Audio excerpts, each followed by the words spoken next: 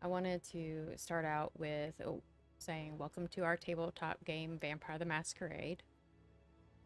We will be playing the slightly modified set of rules, so please, if you know this game, do not hold us to those. For the most part, we will be playing by the rule of cool. For those that don't know what the rule of cool is, it basically, if it makes sense and it seems cool, no dice rolls are needed. As viewers, I'd like to introduce you to this world. There's a dark side to our world, one of supernatural origins. Please sit back, relax, and explore this world with us. In this world of supernatural, most of the East Coast has been taken over by a faction of vampires called the Sabbat. They are of the belief that humans are nothing more than cattle to be eaten and ruled over. Our tale will start in what would be one of East Coast's main transportation hubs for the United States. Semi-trucks and train major routes travel through this area along the East Coast and also spans out to the West Coast. This being such a strategic location, a small band of Camarilla that chose to live hidden from humans have taken the city away from the Sabbat and are now trying to establish and hold the position of Nashville, Tennessee. Welcome to our game, Vampire the Masquerade, Nashville by Night. So to get this started, I am going to tap Alistair, who is playing a character by the name of Sir.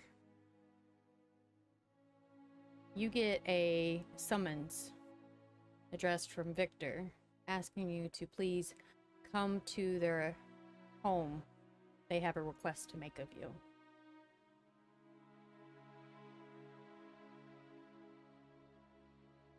Okay, I follow the request of summons. Okay. Next, we'll be tapping Duncan, played by Gur. Gur, you hear a small knock at the back door of your pawn shop.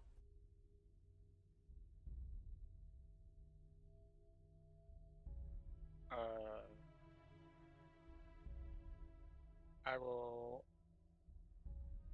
approach it with caution and check who's there. Creak the door open. It's a heavy metal security door. And at your feet, you see a small, fluffy rat with a red ribbon wrapped around its neck.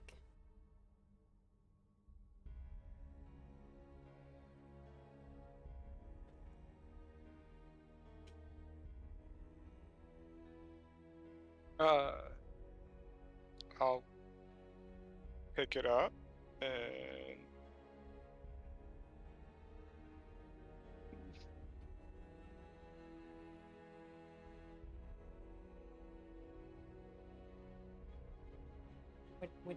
What do you do with it? speak with it. Okay. It kind of claws at the very gently, more like playing with the little red ribbon around its neck.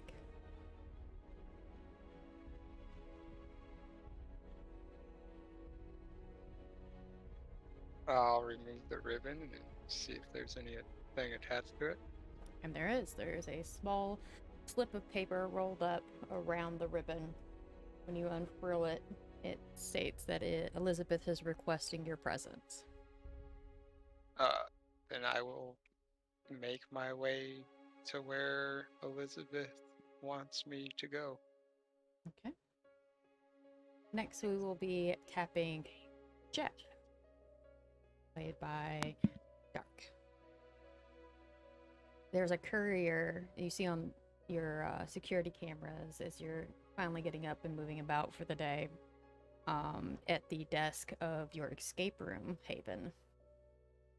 And the courier keeps insisting they need to speak directly to you.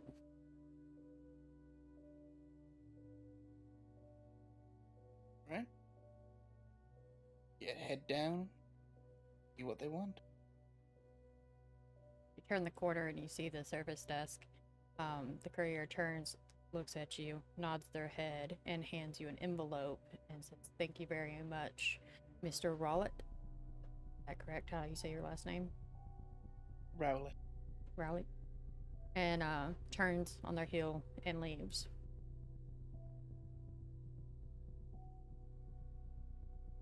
Alright, well, head back upstairs, opening the envelope.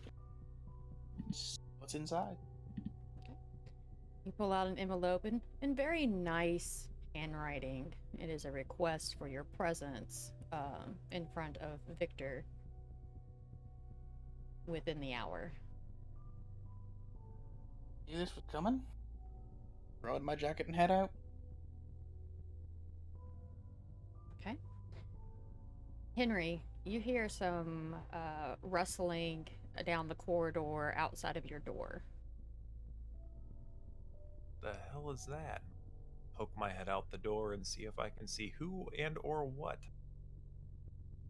Suddenly, there are some very big green eyes right in your face. Hi, Henry. Jesus. You scared the shit out of me. We're gonna What's up? have a little meeting, honey, and I think that we might need your help. My help? Mm-hmm. What? I haven't been here too long, and you.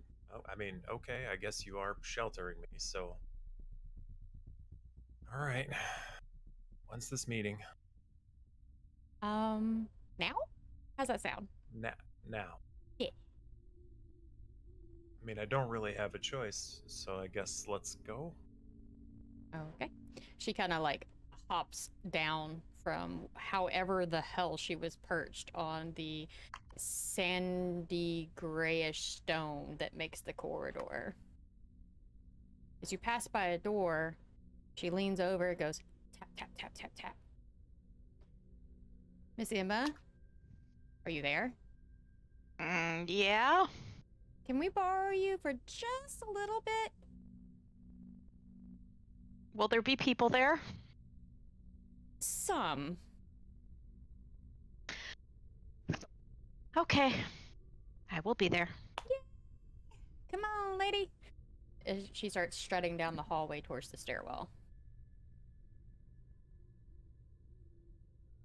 I'll open the door and head out into the hallway. Okay. And as you guys climb the steps and turn the corner to the big heavy door that separates the back hallway from the grand room, you see a tall individual, very broad, with a eye patch, no hair, and piercing blue eyes. You see a fairly average height individual with what appears to be burns down the side of his face, and somewhat messy but stylized brown hair. And then you see another individual, fairly large sized as well, with a undershave, long reddish brown hair, and also an eye patch, oddly enough on the same side as the big dude, also waiting around.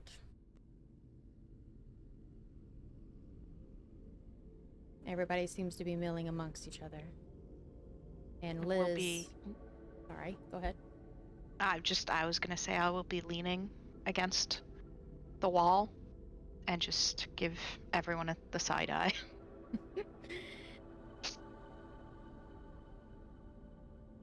So, for the viewers, this is the hall that I'm speaking of. There's no pews. Floor's been cleared. But pretty much everything is the same. Up on the platform, there is a heavy oak chair with a very large individual sitting in it. The chair was obviously made for his overwhelming size, as he takes up the full seat and his arms cover the full span. And he speaks. Thank you all for coming on such short notice. We have a shipment coming in that should help the Bruja clan hold the city a little bit better. Unfortunately, this shipment is coming in at the major Nashville International Airport. which means we cannot guarantee its safety or its inventory. I would appreciate, sir, you being one of the most trusted security companies in the world, if you could loan me your services. Duncan, I need your eye for detail to take the inventory. Jeff, I trust that any information that can be gathered at any point, you will be able to assist with that. If something goes amiss, your eye for detail as far as that goes might be assisting in finding or dealing with any trouble as it comes. Henry, your size will help intimidate. You've never been one for violence, but it would be nice if you were present, if nothing else, to intimidate the humans from getting too curious. And Miss Emma, if you see anything sketchy, I would appreciate your art skills.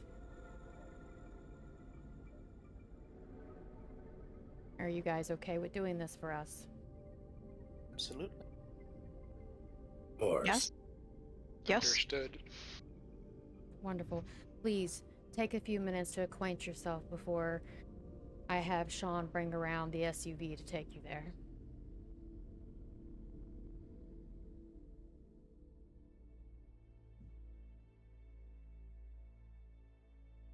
I'm just gonna take in the face I'm seeing. The frames that I'm seeing with some of them. And I'm gonna sit quietly and see who approaches, who speaks to who first. So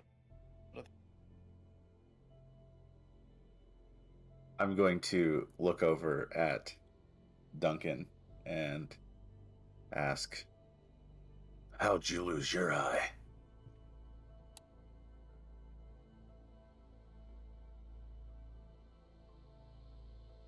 Duncan would just stare at you side-eyed and then wander off to a corner. Well, you know Henry, he's a social butterfly. Gonna start with walking over to Sir, holding my hand out, and say, "Hi, I'm Henry. Who were you again?" As you walk over, I'm kind of leaned up against the wall, and I kind of stand up straight, shoulders broad, and I stick my hand out, give you a firm handshake, and say, "They call me Sir." Sir, huh? Is that the full name or title? That's about all you need to know. Okay. Good talk. And then I want to make my way over to Emma because she's a little bit less intimidating. And same deal. Hi, I'm Henry. Do you know what's up with that weird one-eyed guy over there? Emma's eyes are gonna get really big. She's gonna take a step sideways from Henry and go, "Oh, just got here." Okay. Then I guess track down where Duncan is, and same thing, hand out. Hi, I'm Henry. I guess we'll be working together. He'll stare at your hand for a second, look at you up and down, shake your hand, and then just sit there. Okay. Last but not least, head over to Jeff. Hand out, hi, I'm Henry. What's up with all these guys? They're all pretty weird. take the hand and I'm Jeff. And yeah, it does seem to be a bit of a ragtag bunch. Guess we'll get to know each other soon. Agreed. Nice to meet you, Jeff. You're the first one who's actually, like, talking. Sir Guy was, but he was pretty intimidating, so... Yeah. There's a few of those amongst the night. Yeah. I guess I'm just gonna stand near Jeff, because so far he's been the nice open, talkative one. He tries. Liz starts laughing really loudly, echoes through the chamber. This small, maybe 100 pounds soaking wet, 5'1" girl with a black shirt with the shoulder missing off of the left long sleeve and the right sleeve completely missing with fish netting covering it.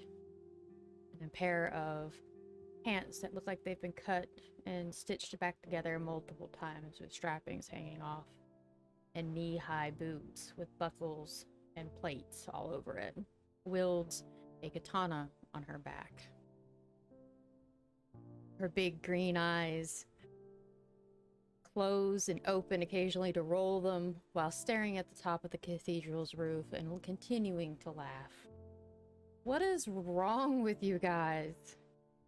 Most offstandish looking bunch, I swear. How old are all of you? Act like you got some maturity on you. This person looks all of 16 years old from the human perspective. She struts down the steps, starts walking past everybody, looking at them as if they have lost their damn minds. Well, come on with you. And continues to head towards the front door. Following. Yep, follows right along. I fall in line. As do I. Henry's gonna follow behind, just kind of shaking his head. This is going to be the most uncomfortable car ride I think I've ever been on. Give it some time. I'm It's sure you freedom. got. Oh,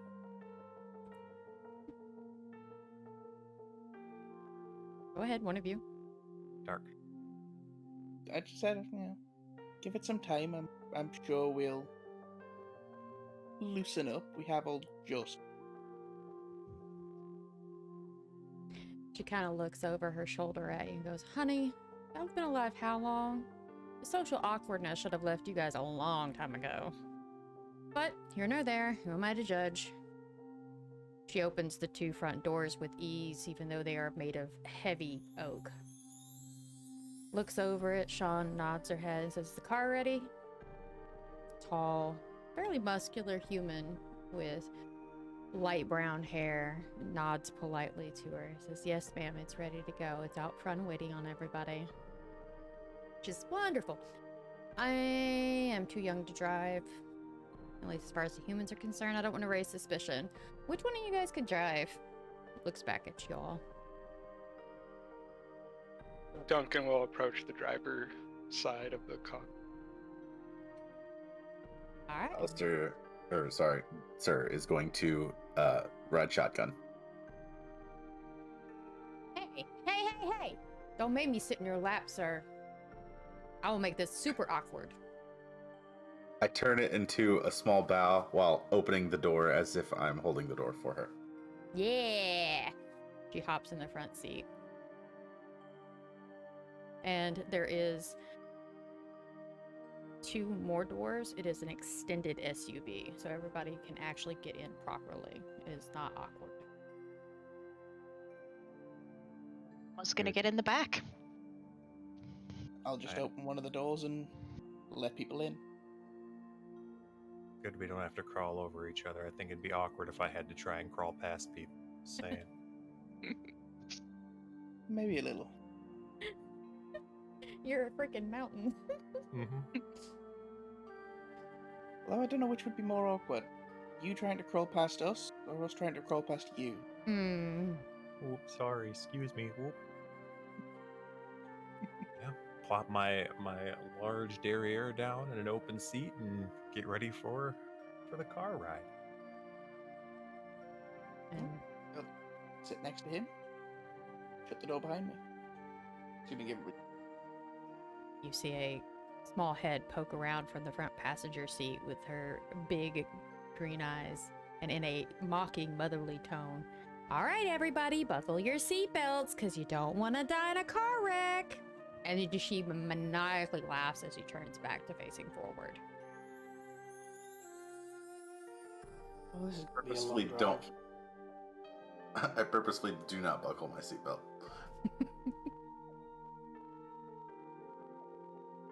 Emma does as she's told. Yeah, I'm I mean, also- I will. Also going to loudly exclaim that this is much more comfortable than the back of freight trains.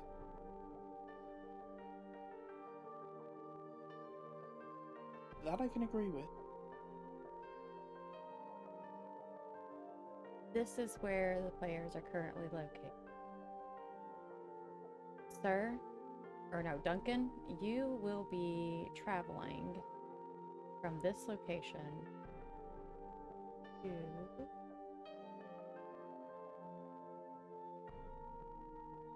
Nashville International Airport. Now, this is about a 30 to 35-minute drive estimated. I did do the Google routing thing.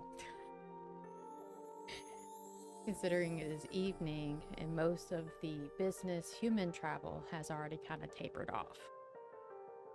Once you get there, Liz kind of points you guys to which gate y'all need to go to.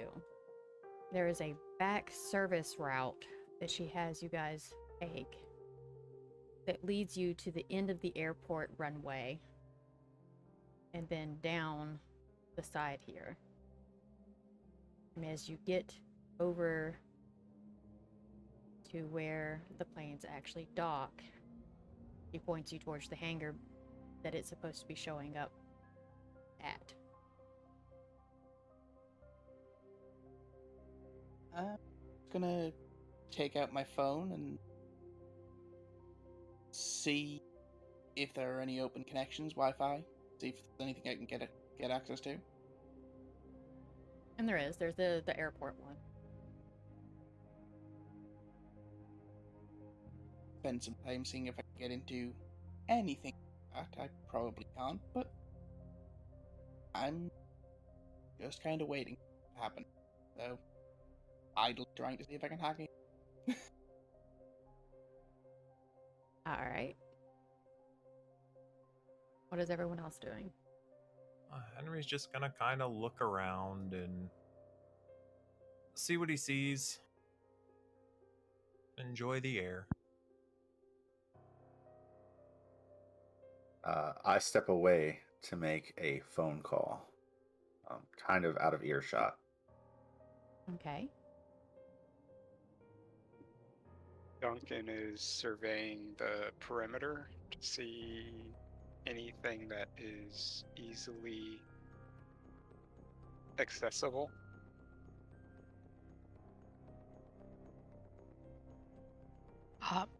Emma's just keeping tabs on where everyone in the party is.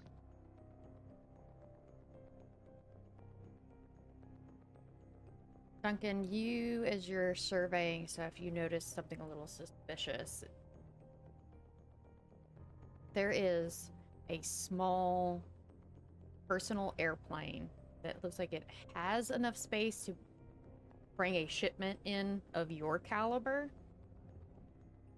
but it's not in a bay. It's kind of pulled off into the shadows.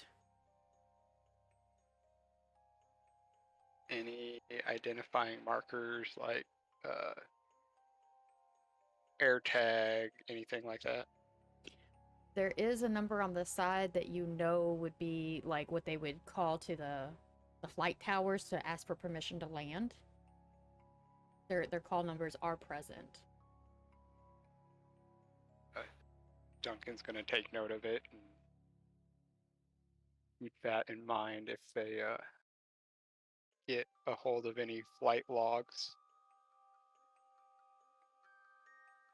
So you'd have to go onto the plane to get the flight logs. Oh, I'm talking about like from like maintenance logs and like as far as shenanigans of that nature. So you're going back to the bay to search for those? Yeah. Okay. I'll start heading in if I'm able to get in. Well, the bays are open, as if they were waiting for the plane to get there. Yeah. Liz is just kind of chilling at the front of the bay, right where the doors are at. Just kind of hanging out, playing with her fingers. You have to pass by her to go into the bay.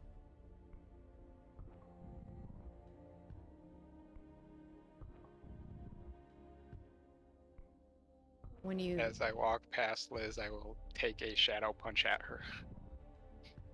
she just dodges and like, haha, fuck you.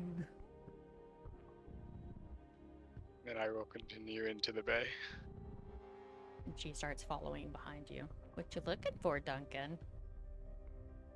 Light manifests for that plane there, and I'll point at the plane. She says, excuse me? Tone changes completely for those that are in earshot. What do you mean that plane over there? She walks out of the bay, past everybody, sees what you're talking about, and you hear, oh, fuck! Hearing that, I'm gonna stop messing with my phone and head towards them. Going on. That is the plane we were waiting for. Well, that can't be good. Duncan, you do find a log, but not one for this plane. Like, the plane never made it into the bay. And you find it very suspicious. All of you find it very suspicious that there is not a single human maintenance crew member anywhere.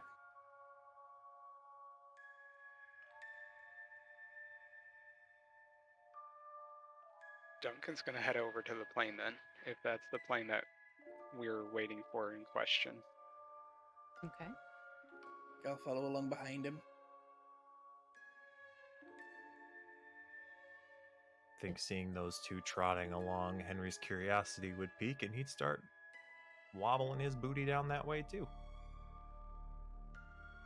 As you guys approach the plane closer and closer, you notice that the pilot door is wide open.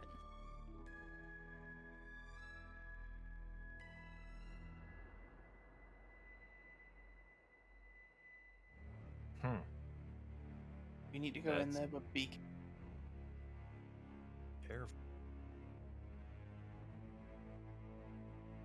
I'm gonna kind of just take a step up and not poke my head in literally, but like peek around and see if I see anything. To see one bit real fast.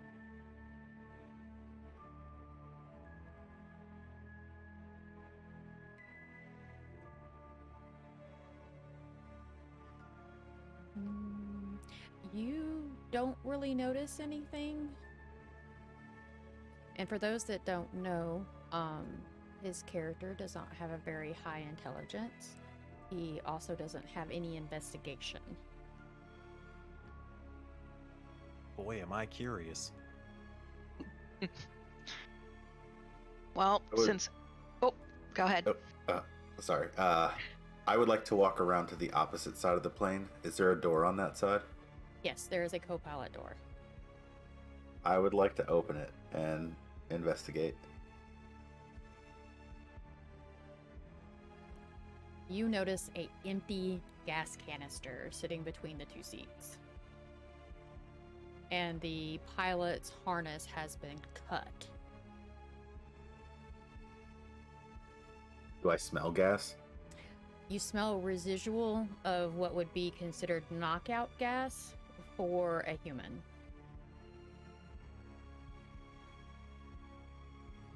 I take a step back from the plane and announce to everyone, whoever was piloting this plane had their seatbelt cut and dragged out. They were also knocked out. Some form of gas, toxin. With that statement, Emma is going to make around the hangar, since she is not near the plane.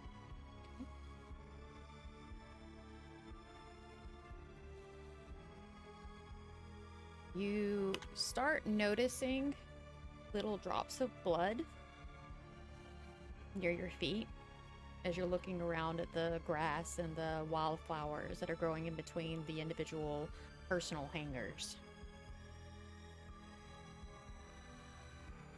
All right. I'm going to very carefully see if I can follow the drops of blood. As you slowly pace yourself, you start noticing compressed grass where multiple sets of feet have compressed it. And then you start seeing dragging, like someone's feet were being dragged through the grass and pulling it up from its roots. As you turn to the back end of one of the hangars, you see a shadowy lump that doesn't appear to be rocks, maybe trash bags? I'm gonna yell over here to the rest of the group.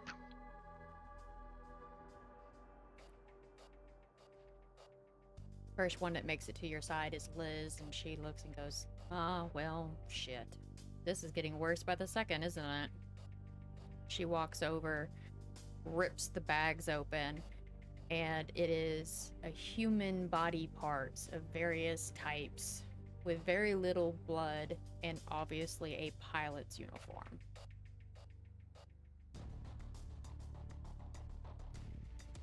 Well, that's not good.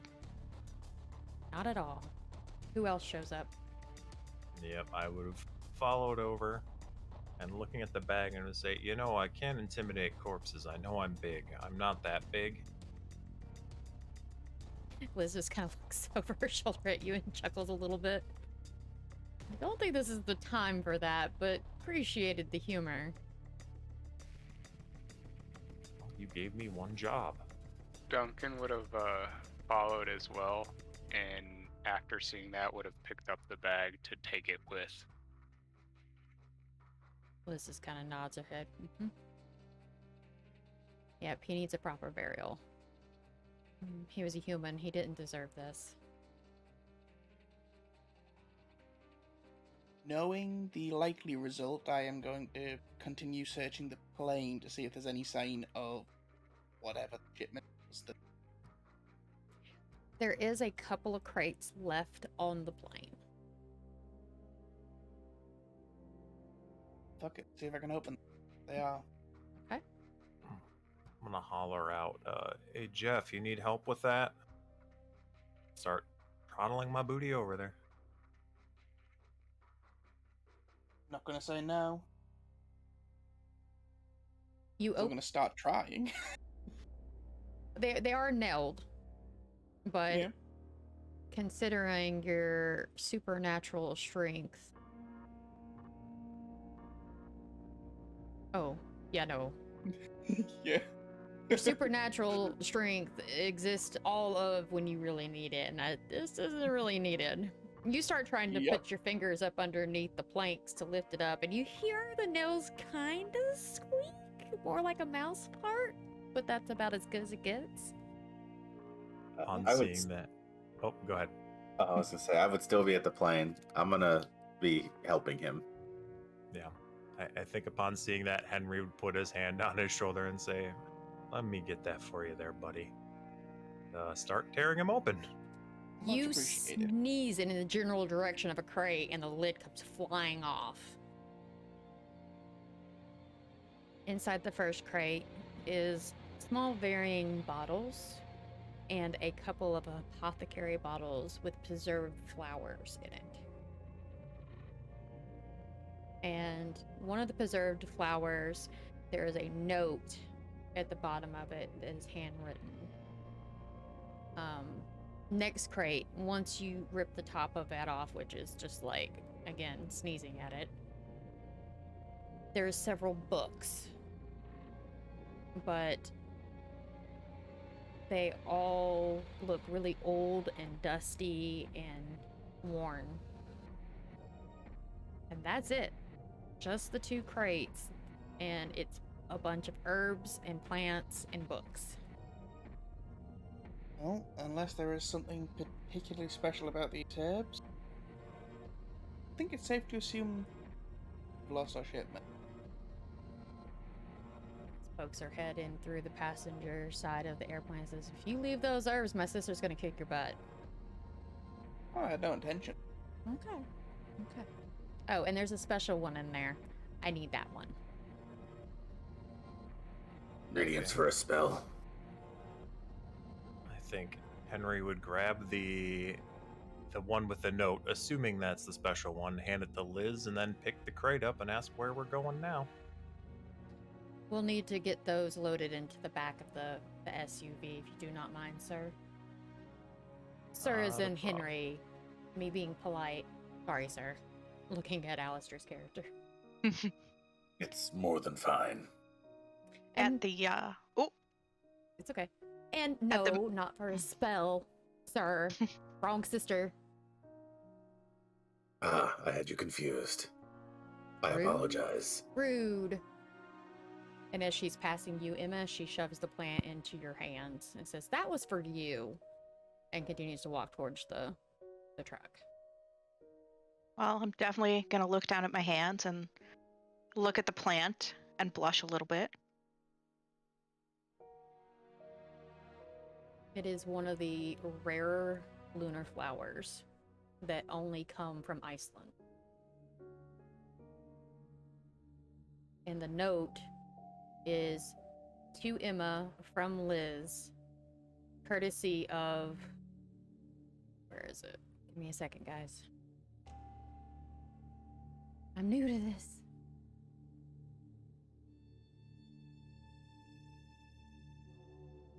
Of a Haruto Shigi.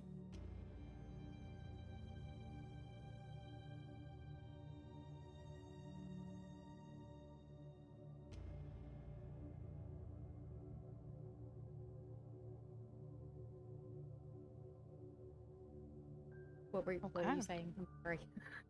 Well, just, there was talks of herbs, and I was definitely over there. I'm also gonna try and peek into the box that Henry is carrying. Getting very close to him to try and peek in.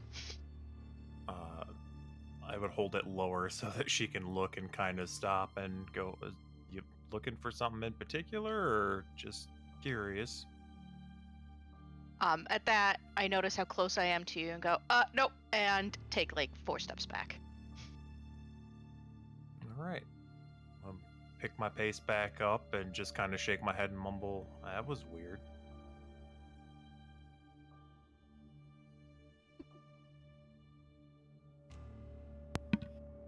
Well, Well, this that is all. You first go. Well, all of this is going on. Duncan is looking around for any suspicious movement further away, as if someone is watching to see who comes to pick up the cargo.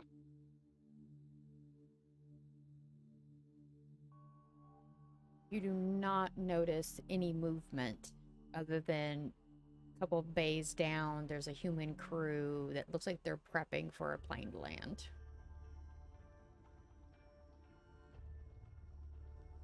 Duncan's gonna head towards them Okay. to see if anything out of the ordinary happened dealing with that plane, or if they were even present when that plane touched down. All right. As you get closer, one of the crew members kind of becomes alert to your presence and kind of looks at you and goes, hey. We've got a plane coming in. You can't be here.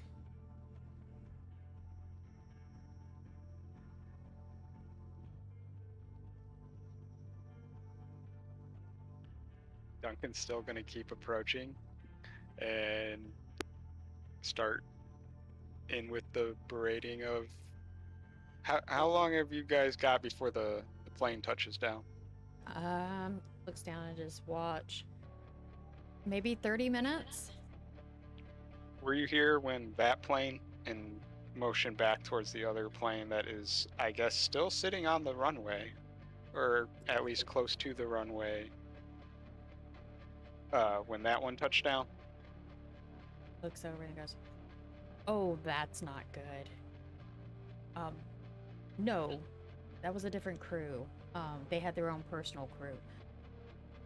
But we need to get that off of there. That we don't need our plane clipping that one. Thank you, but you need to leave so the other plane doesn't hit one of you guys." And he rushes into the bay and starts yelling, "Hey boss, hey boss!" Time to leave.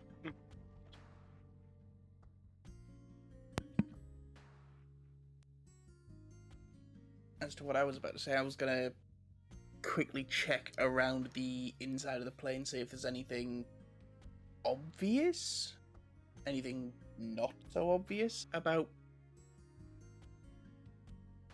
where they could have taken the rest of the shipment. Obviously, they unloaded it somehow. Did they just Henry it?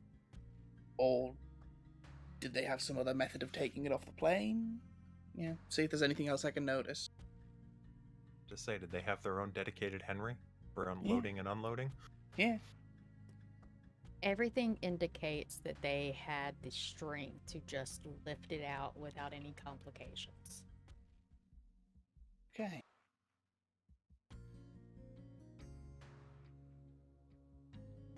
People I want to meet.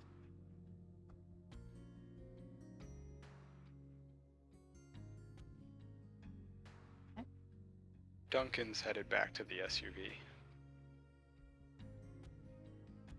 Yep. Be on my way back there as well.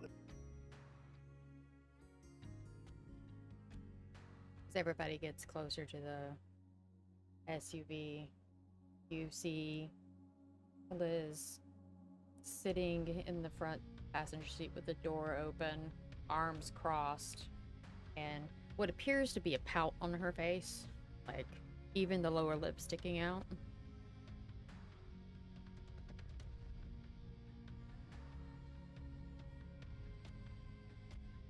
What's up, Liz? I don't think I've ever seen you with that face before. She kind of glances over at Henry and goes, "This isn't good. This isn't good at all. That was a gun shipment for the Bruja clan so that they could help hold the line. We still have Sabbat factions that keep trying to move into the area, and guns break. Whoever took this shipment knew it was coming in, and that's not a good thing. Victor's not going to be happy. Elizabeth's really not going to be happy. And I don't... Maybe. She jumps out, kind of pushes past you, and heads back towards the plane. A few minutes later, she returns and she's got the gas canister in her hand. I might be able to get something from this, but I won't be able to do it here. I'll have to do it back home. It's our best bet, I think. Don't forget, we still have the body. Yeah, but I won't deface it like that. And I don't think Elizabeth would either. He needs to be given back to his human family. This isn't right. These motherfuckers need to die. She hops back in the seat and becomes quiet.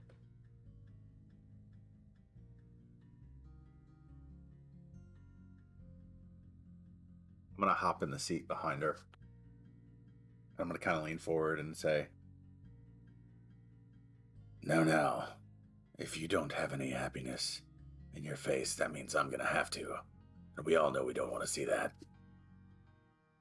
She just kind of snarl looks at you like, what's wrong with you?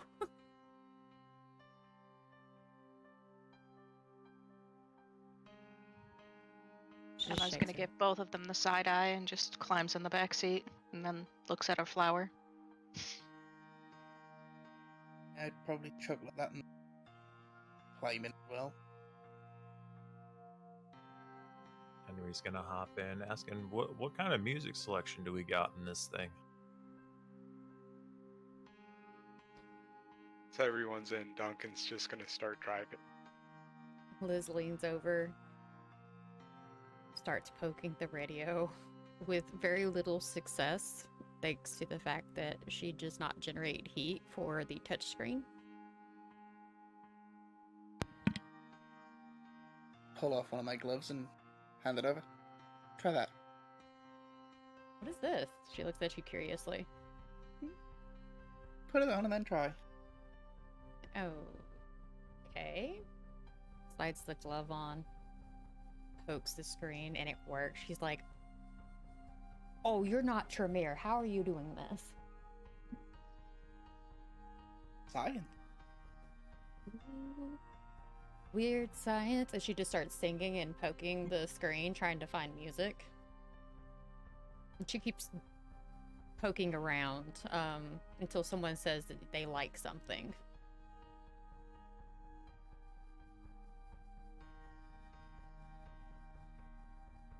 Once the music selection has been settled on the drive back, she sighs yet again and goes, "This is really, really unfortunate. I'm really sorry for dragging you all out for nothing. But Not thank nothing. you." Wasn't nothing, Will. I know I'm at least somewhat in. So, You're cutting out, Dark. sorry. Not nothing.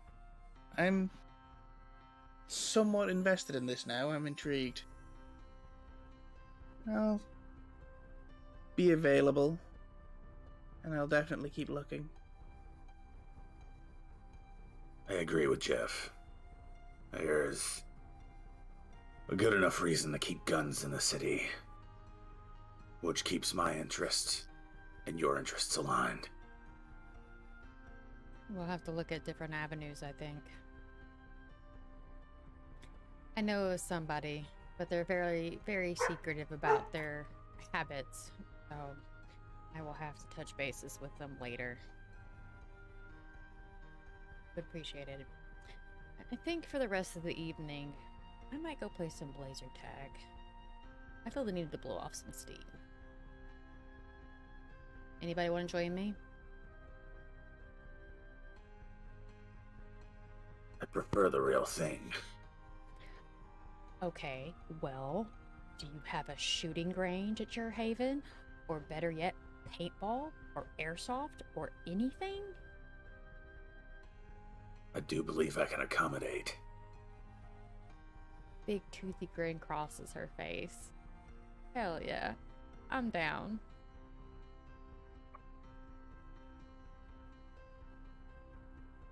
Y'all get back to the Princess Haven. Pull up to the front. As you guys unload, another human comes out from the inside, nods at Duncan, takes the keys from him, gets in and drives it around to the side of the building. And Liz proceeds to go up to the front door.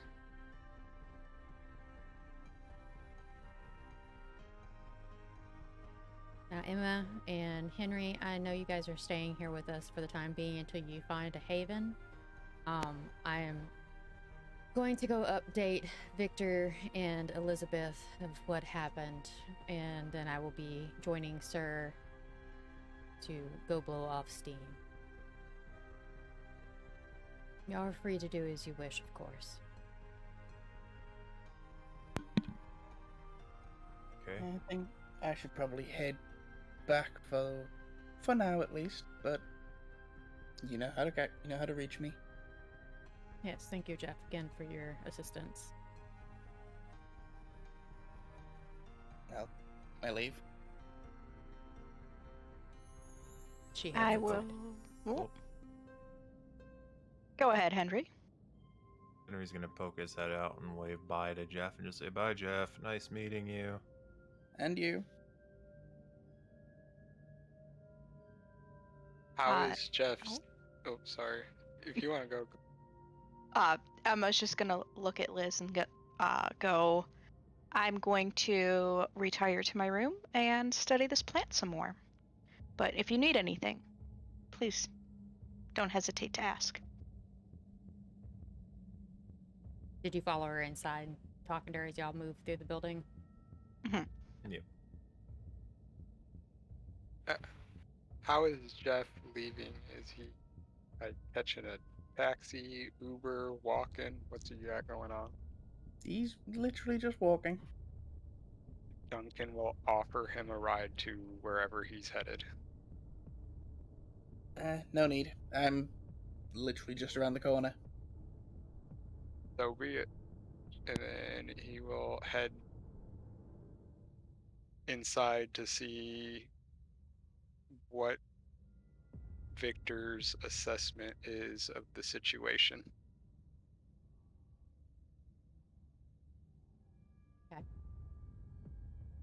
Henry, what are you doing? Just kind of hanging out, walking around, looking, waiting for either something to do or decide to go back and go to sleep. So just following. I hear like the big honking shadow walking behind Emma and Pretty- Liz. Pretty much, except a lot less quiet than a shadow, I'd imagine.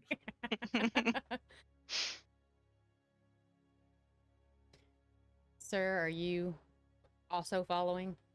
Yeah, I'm following Liz, being that she will be headed back to my range. I'll follow her until she's done with whatever business she has.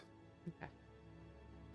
As you all try to fit into the very narrow corridor going down the stairs,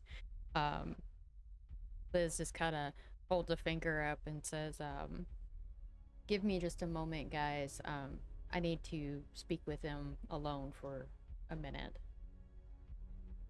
And she steps into their room and shuts the door behind her.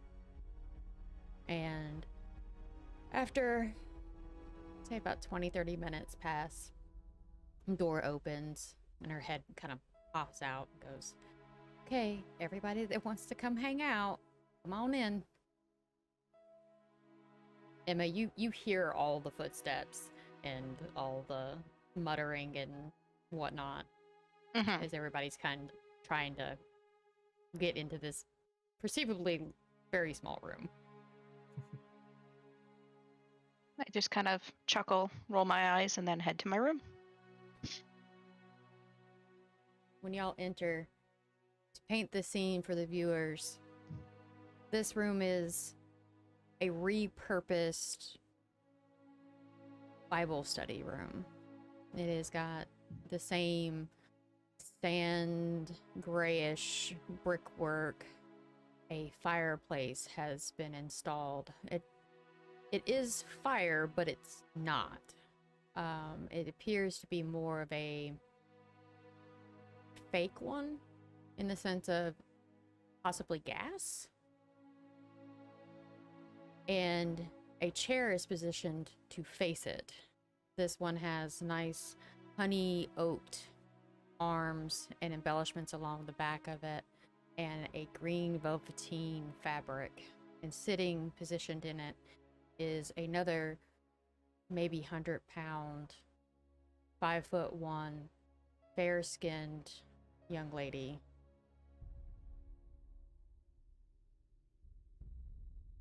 Reading a book quietly. And just before you get to that chair, as you move into the room, there is another chair, which is more like a small love seat with a very large individual sitting in it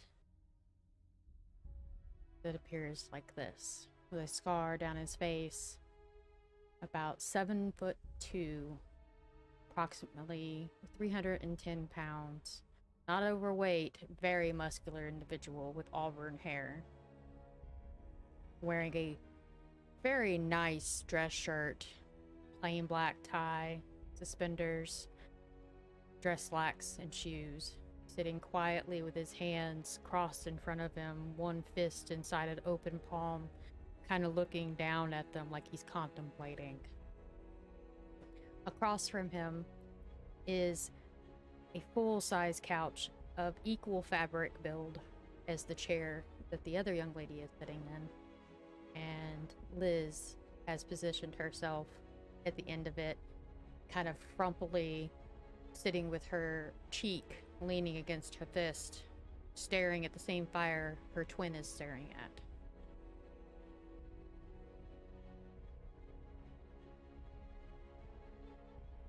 Victor stands up on seeing everyone starting to enter and says, "Please, have a seat," and then proceeds to take a seat again. Liz says, "You have questions for me."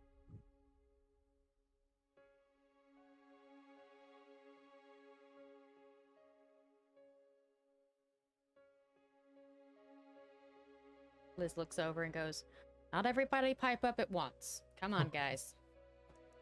Henry's gonna plop down on the couch next to Liz and just kind of look at Victor and say, "So the shipment was stolen. Do you have any idea who may have taken it?" As you plop down, the springs and the suction of air shifting underneath causes Liz to pop up a bit, and you hear a small giggle. Victor kind of looks over at her, looks at you. Liz had an opportunity to perform one of her abilities of Cain on it. The canister. We have our suspicions. We do believe we may have a cell of Sabbat still left in the city, and one that which has made themselves privy of what we're doing. That means we're going to, one, have to change our approach on getting weapons for the Bruja clan. And the other, we are going to need a group of people who can weed this person out. A group that isn't aware that they are working for us. And he proceeds to eye everybody in the room, sans the girls. Henry's gonna pipe up.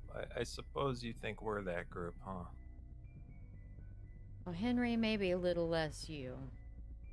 The last major meeting, we did kind of make it aware that I knew you.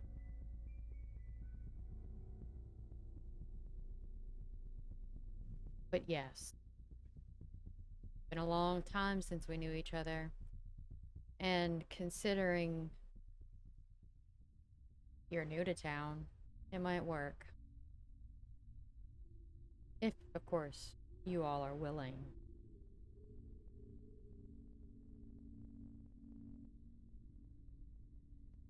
I Sir. mean, Sorry, go fine ahead. with helping a friend in need. You were always a good man, Henry. I wish I had been able to be there for you.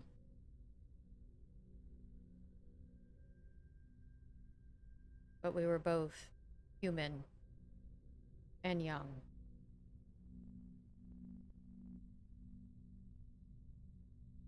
At this point, Liz looks up and goes, "You were young once?" And then chuckles.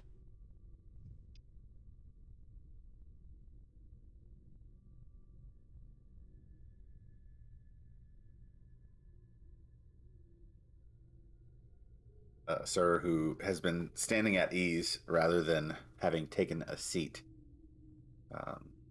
says, "Sorry to interrupt, but I do believe I have resources in which would be able to help you." Victor looks at you and goes, "That would be very much appreciated, sir." If you ever need call of me, you know where to find me. Indeed. I believe, as far as Clan Bruja goes, you have been one of my more reliable members. Elizabeth, at this point, closes the book, stands up, and walks over to you, sir. Stares up at you. I do believe you are taking my sister out tonight. I would believe that she's taking me out, ma'am. Looks down for a second, looks back up at you and goes, if anything happens to her, I hope you know what the consequences would be, correct? Holy. Very well then. Take good care of her and return her home at a proper time. If not, at least provide her a safe sleep. Understood, ma'am. When she passed in front of you, Henry, you had a very creeped out, almost unholy vibe from her. Not anything like her sister. You've never Fully. gotten that close to her.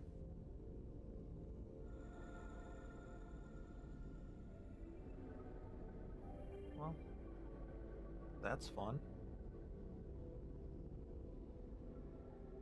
Like, if you could feel temperature differences, you're pretty sure it would have been ice cold. Let me just add this. Notes, don't fuck with Elizabeth. Gotcha. She walks over to behind Victor and whispers something in his ear, and then proceeds to go back to her chair and sit down.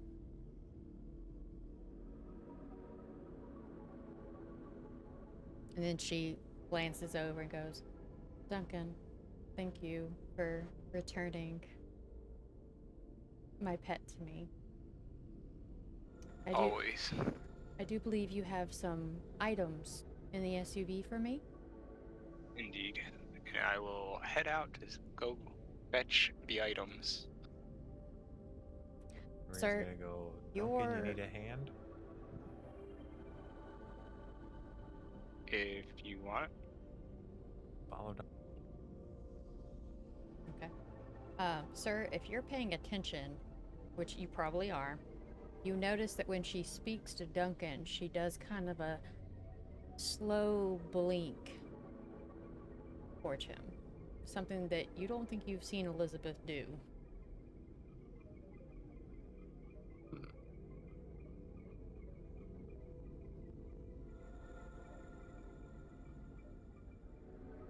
Is there a reaction from Duncan?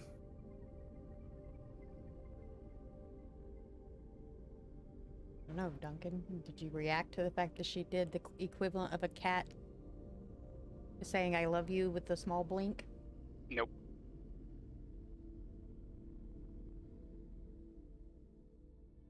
Understood.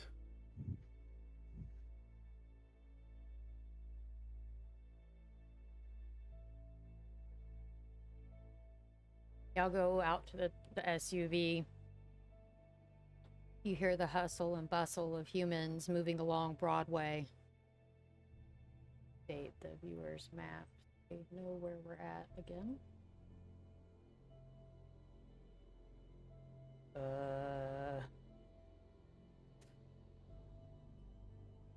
Do.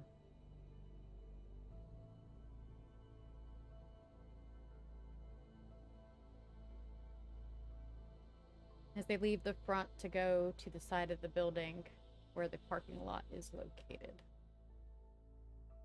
Y'all just hear life existing outside of the stone walls of the church.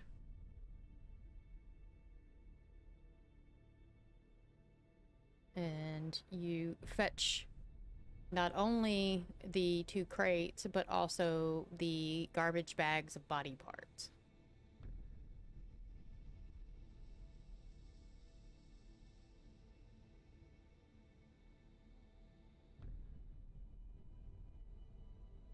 As you guys re-enter the front of the building, Sean kind of looks at you guys like, what is that?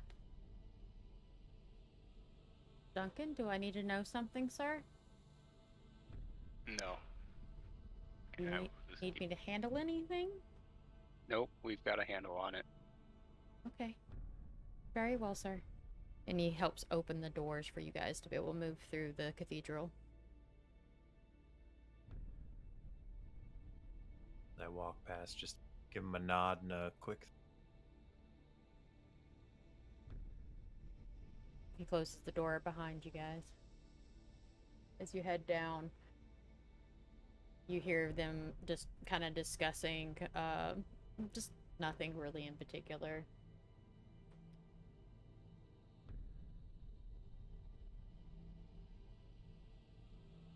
On breaching the doorway, Victor stands, moves to fetch the bags from you guys. With a sigh, I will take these to a room that will stay cool so they don't decay more than they already are, and move it to a local mortuary and contact the family.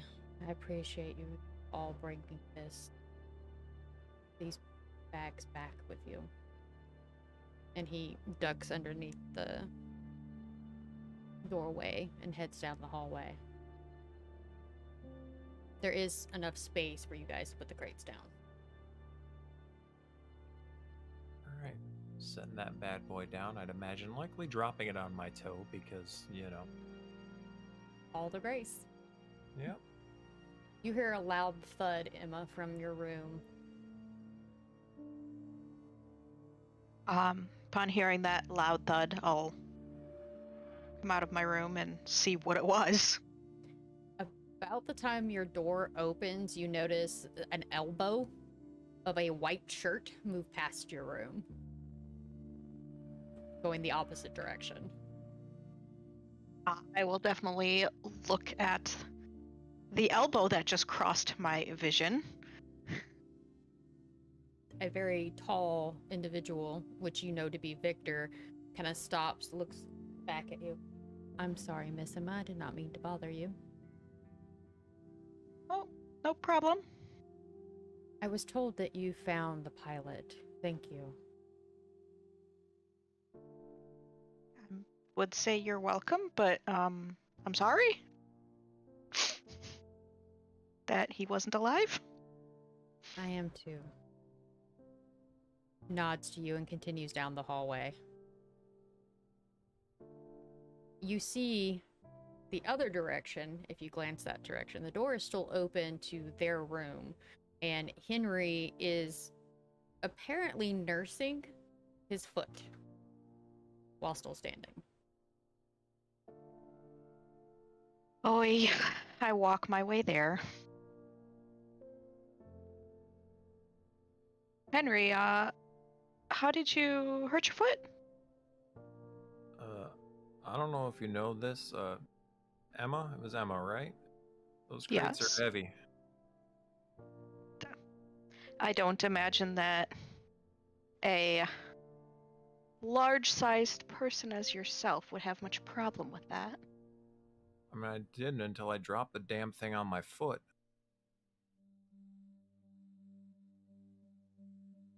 It looks like she goes to say something, but then just shuts her mouth and just looks down.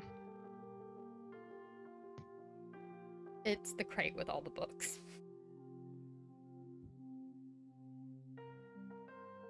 So I hurt myself with knowledge. That's kind of poetic.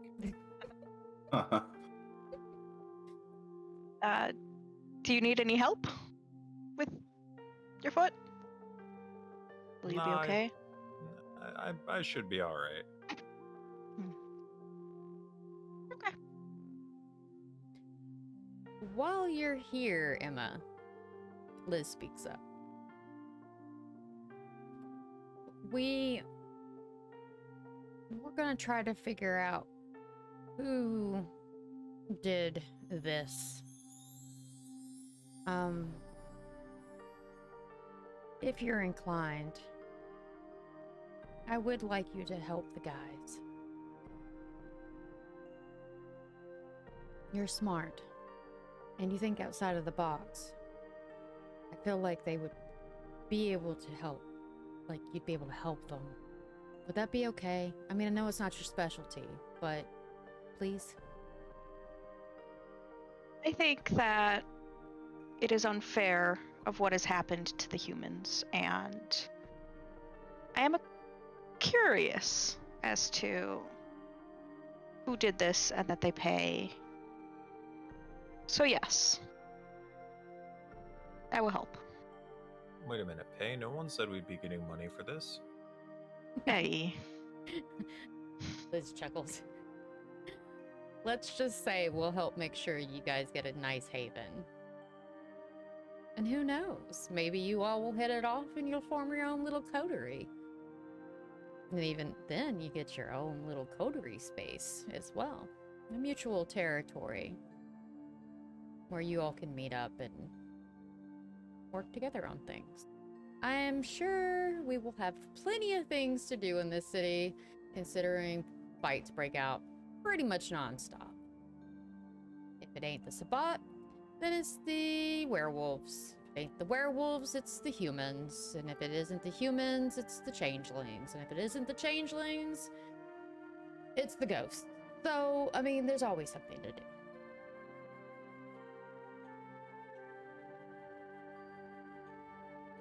The city is quite pretty.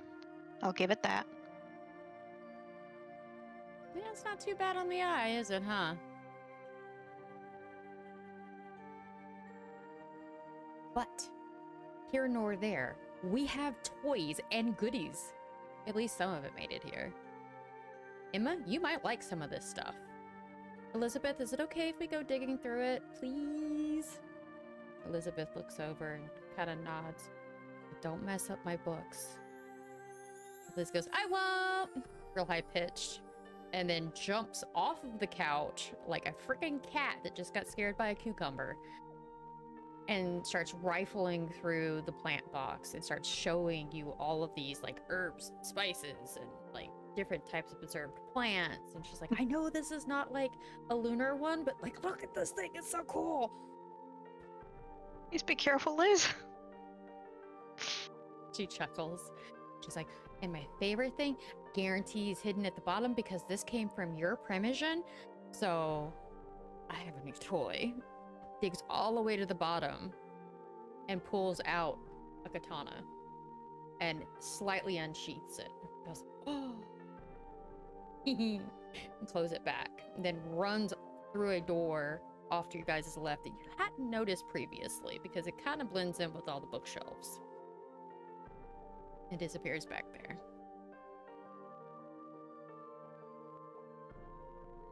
I'll just chuckle to myself and then start looking through the box of herbs and books. So, we're gonna hop over to Jeff. After you leave and you make your way down 9th Avenue back to your haven, what do you get up to? Initially, I'm just doing my usual, going in, I'm checking cameras, seeing if there's a snack. Okay. Searching through the cameras after about an hour and a half, you finally see somebody that's potentially a good little target to top off for the evening.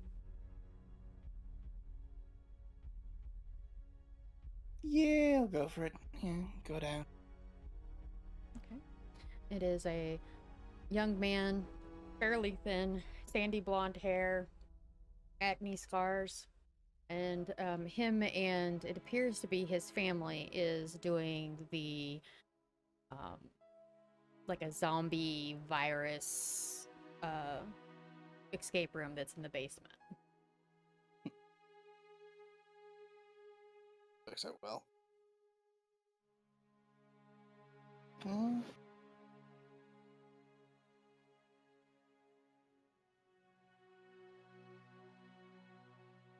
To blend in. Yeah, not be noticed. Okay, you're using Wait, your wait. obfuscate. Yeah.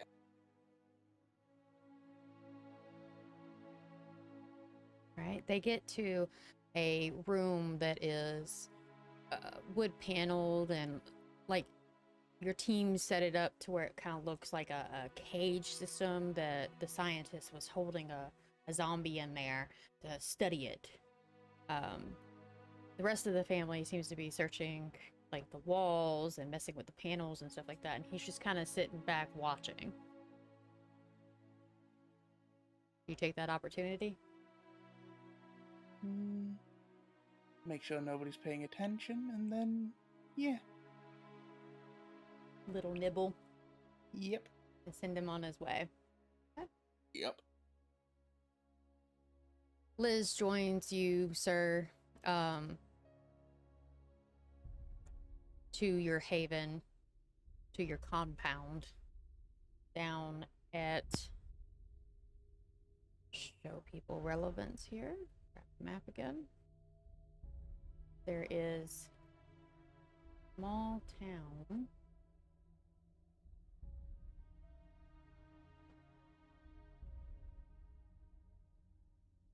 All picked out, and then it went bad.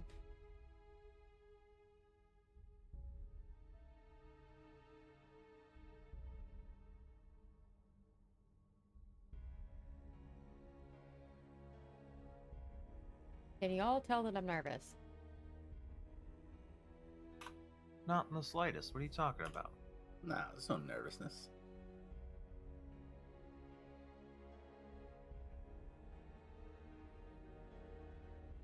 Also, navigating Google Maps is like finding a needle in a haystack sometimes, so I feel your pain there.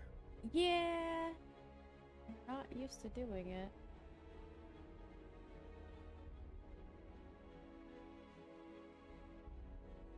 I thought it was much closer than that. There we go. There is a little town southeast of Nashville. It's still very much contested area. That has military outposts for the National Guard right here. You guys can see on stream, I think. Is it showing it? Yep. Right here. Kind of highlighting it. Just below it is a private airport that Sir has set up as his haven, along with his paramilitary group. And that is where we are all. Those that wish to join Sir and Liz for the gun range will be going to.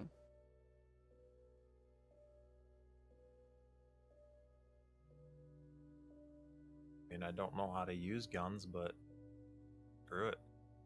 Everyone else thinks they're important, so. I promise it's not that hard.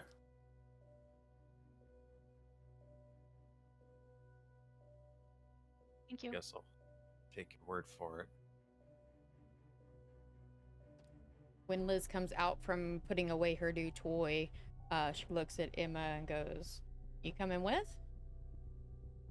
I will stay with the plants and the books. Thank you, though. Sure, my sister could appreciate someone going through it with her.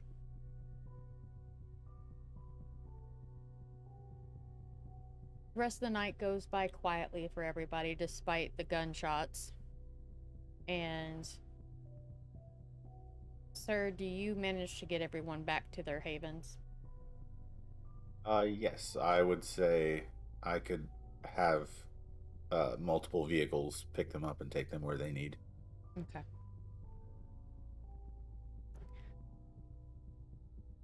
Morning comes, everybody snuggles in for their rest, and as night falls, you all receive similar visits to notify you that Victor would like to see you all again.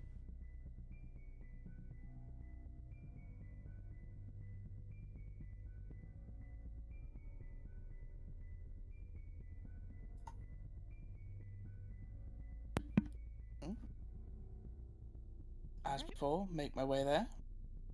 Yep. I would like to send vehicles to them because I am assuming that they got called in as well. Okay. You send it to the ones that you know where they are. You do not know where Jeff is located. Okay. And you know Duncan will snub his nose. So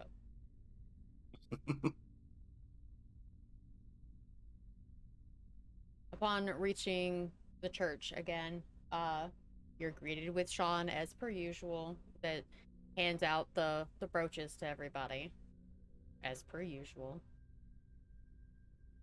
The brooches, for the viewers, they are small little bones that have a field of black lace behind them that is worn on each person's lapel upon entering the Prince's Haven.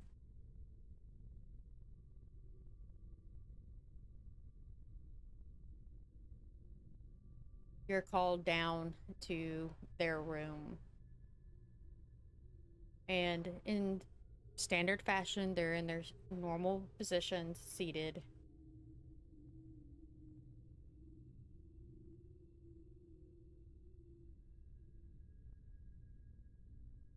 Victor nods to each of you as you come in. Who would be the last one to show up? Probably Duncan, I believe. I think he's the furthest away.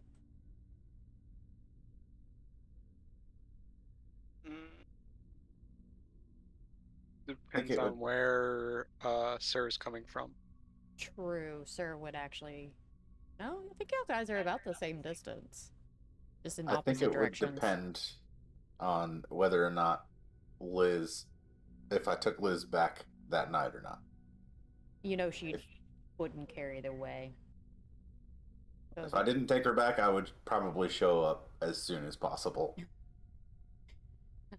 Then, yeah, you did not take her back. So Okay. Out the door as quickly as possible. At the earliest, safest convenience. as you are loading up your vehicle and she is hopping into the passenger seat, you see Zero heading into the main building. And he just kind of nods at you. I give him a nod back and start the vehicle. Okay. And of course, like, she's trying to touch buttons as per usual, but can't because she gave Jeff the club back and keeps looking at her finger like, that's not fair. Sir, that's not fair. How does he know these things? Fuck, he knows Ferratu. You not know them. And I reach in back and pull out a pair. And I just hand them to her. She squeezes and goes, see, this is why you're my favorite Bruja. And puts the gloves on and starts messing with the radio. She's hitting all the buttons. Climate control, navigation. She's hitting all the buttons.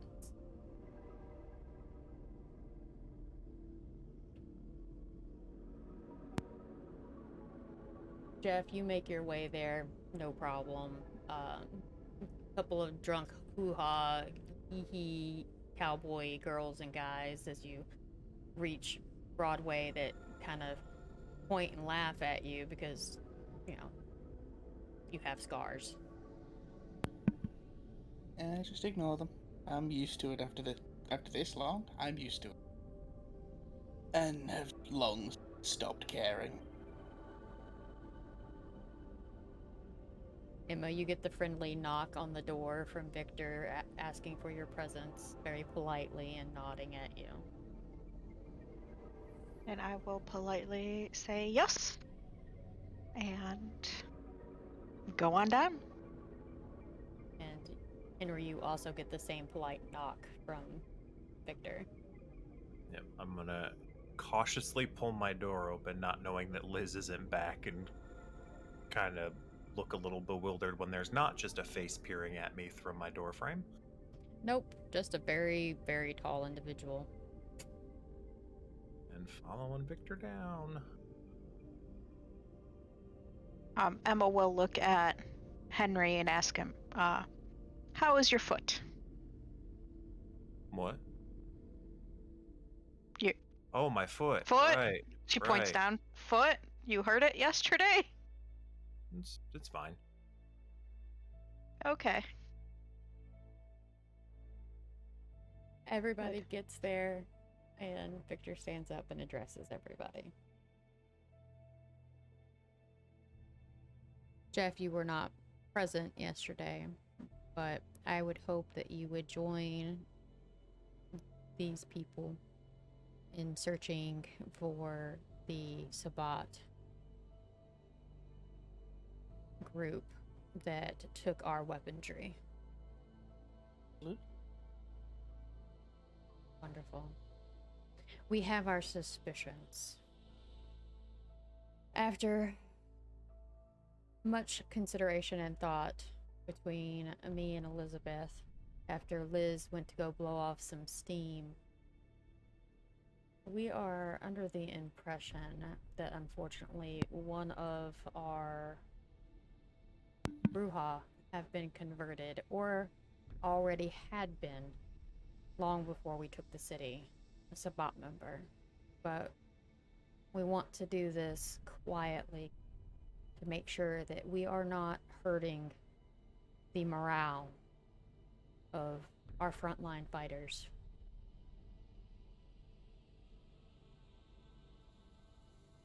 His name is Derek Newmiller. He is a Polish vampire that came to us, but he is very young, very easily swayed by the Sabbat's allure, especially with the way tend to be. It's very easy to draw them in if you promise them vengeance or violence or retribution. I'm not sure what this particular member of the clan is looking for, but I would like you to get close and fill him out. Find out what he wants and where his allegiance lies. I will take it as my personal responsibility to bring back this dishonored Bruja. Victor kind of nods gently. I would touch bases with your Primogen first.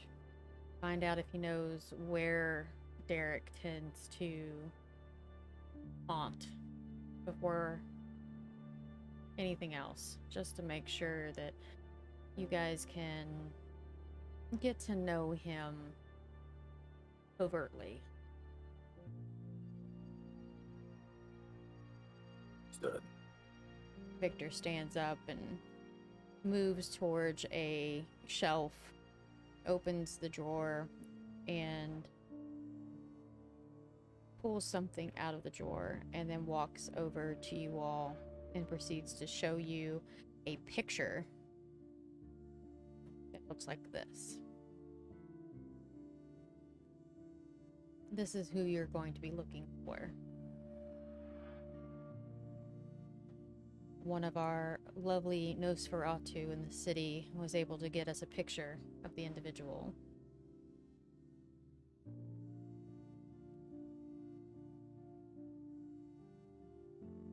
Do we happen to have a name for this Nosferatu?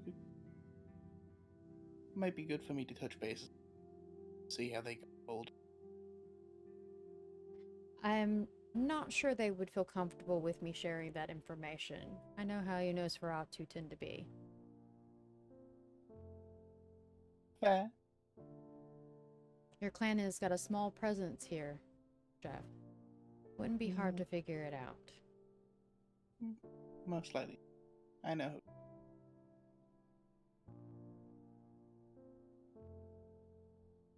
Is there anything else I can do for you all?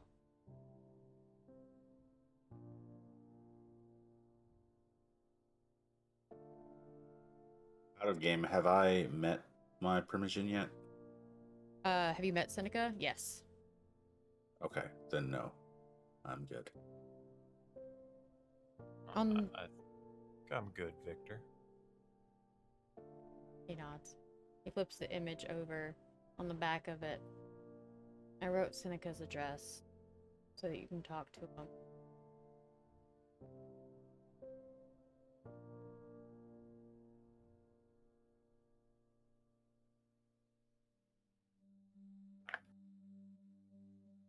We all need a vehicle.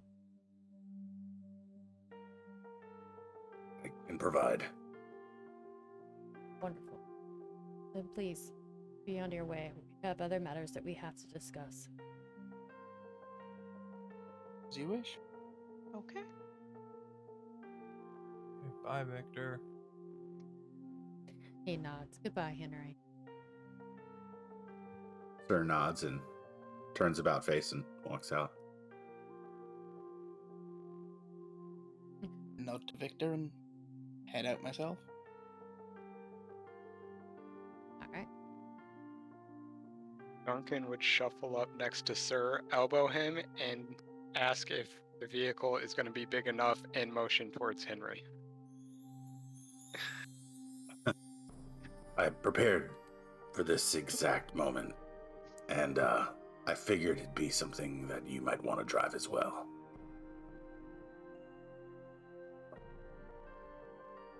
All I can picture is when Duncan does that, Henry looking up and going, "Yeah, sir, will it?" We get outside, and you just see just a very large SUV, and I just kind of stand at the doorway and stand straight up and just kind of motion my hand. See for yourself. Out of character, I just want to say I just had an image of us all trying to pack into a Mini Cooper when you said it. Just I prepared for this exact moment. The smallest car in the world. Opens the hatchback. Get in, Henry. Yep. Fold like a pretzel. All right, before Emma heads outside to the car, she'll run back to her room and grab her sketchbook and pencil. Pick your Henry's gonna weaponry. Yep. Henry's gonna plop his ass down in a seat, kind of wiggle his cheeks back and forth, go, "Hey, sir, this is more comfortable than the last one we were in." I noticed you might need a little bit extra room, so a blacked out Suburban seemed just the right thing. Thanks, I appreciate it. Armored to the teeth with bulletproof glass. Mm-hmm. Midnight tint. So what you brought is a tank. Gotcha. Incognito tank, yes. Okay. Do you honestly think a blacked out SUV armored to the teeth is incognito? You see Sir reach over and flick a lever, and you see Uber and Lyft lights come on in the windshield. Wait a minute, no one told me. I don't have any money? It's part of the disguise, Henry. Oh, okay. Worried for a minute. Okay, that works.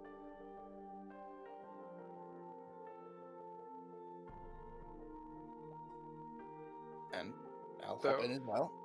Yeah, jumping in the driver's seat, I will look to Sir for directions. I type in the address into the built-in GPS. As soon as 300 everybody's miles. positive. Hold on. I'm trying to get the map open for the viewers to the location that you will be going to.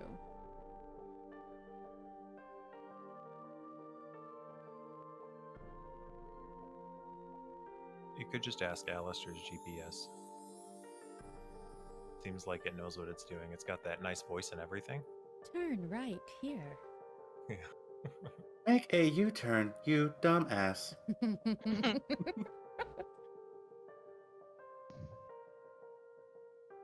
did I pick?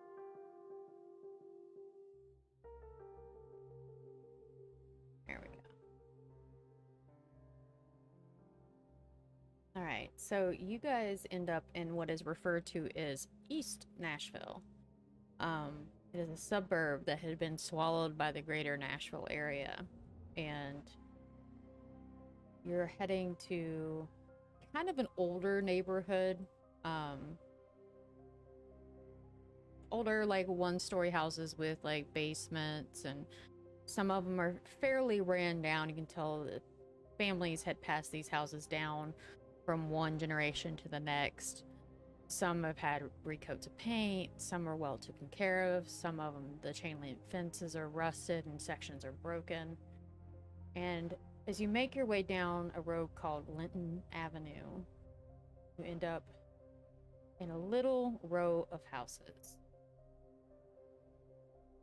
And upon pulling up to the location, there's not really a place to park because there's several cars in the driveway, but enough room that you could park on the road successfully. Coming outside of a soft baby blue house with white trim and bars on the windows made of wrought iron, and grass that's somewhat maintained, but definitely not edged with any kind of trimming. Just little spicks of grass sticking up. You see on the steps a young Asian-looking individual, and hear them yell as you guys proceed to open doors. Yo, Seneca, we got guests. And out of the door, as the screen door opens, you see this individual. Fox, shut up, dude. You knew they were coming. Damn. Waves at Sarah, goes, hey, sir, what's up? Victor called, said you were heading this way. Indeed. We've come to get information on an individual. Dude, why you always so damn serious? Alright. Come on in. Missus is cooking dinner. I'll step in one by one, passing Fox, which stares really funny at pretty much all of you. I'm gonna stare funny right back at him. He just kind of chuckles and goes, hey, Chica, what's up? Mm-mm. Aw. And you hear him say, aw. And you hear out of the house, Fox, shut up. You ain't got no game, dude. Stop. And you hear from the back of the house, Seneca, stop being so damn loud. God, you act like you grew up on a farm or something. Seneca turns, I did. And out from the back of the house appears a young lady. Looks like this. She's like, ooh, we got guests. If anybody, you guys hungry? No human food, right? Just blood? Bagged or not bagged? I can take a Capri Sun. Ooh, yeah, honey. What type? No preference. No preference. Okay, okay. Anyone else? I'm not picky. Thank you, but no thank you. Okay, I'll get No. back. No, thank you. Okay, okay. She disappears. You hear a refrigerator open very loudly with thunk and then slam shut. And she comes out with these two little, like, pints of blood in little baggies. Here's your Capri Sun, big man. Looks at Sarah and goes, here's yours. And goes and sits on the couch. Henry would do a little nod and say, thank you, ma'am. Eat up, eat up. Can't have people starving in my house. Seneca looks at you all, goes, so who you looking for?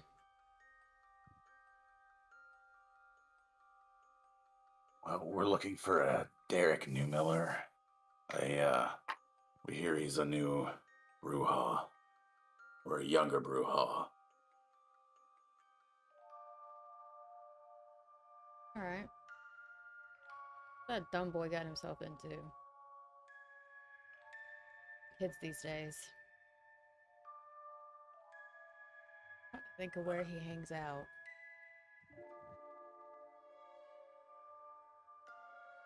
Shelby Park. That's where he hangs out. There's an old abandoned Navy area around there. I think he's kind of squatting in one of the old bunkers. Honestly, that's the most Nosferatu thing you can do, but sometimes Brujahs do it too. Have you noticed him hanging out with any unseemly individuals lately? Well, more unseemly than, Us? us. I don't know, man. I'm gonna be perfectly honest with you. I'm so damn busy. I'm like a dog chasing its tail. Morning times, like now for us, about as peaceful as my day gets. And with her around, not that peaceful. Sharonda scoffs. I wish I could be of more help, but Shelby Park is the place to look. I mean, even the humans are brutal in that area. Understood. Well, I guess we'll leave you to your quiet time. You're welcome to stay a while. At least let the boys finish their food. Looks dead at you. Like, come on. I just ripped the pack open and down it in one go. Shotgun a blood bag. Yeah, I feel like mine was go-gurted as soon as it was given to me, and I said my thanks. Did you roll it up while you're doing it? Yeah, oh, absolutely. Yeah, okay. Squeezing every last drop out. Mm-hmm.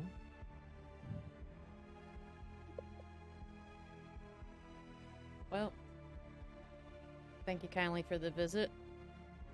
But, I gotta have a couple of meetings, obviously. Fox is sitting on my steps, quite literally. Understood. If there's anything you need of me, let me know. I got you. I might be hitting you up soon. We're running kind of short on ammo. Like the special kind, if you know what I mean. I do know what you mean.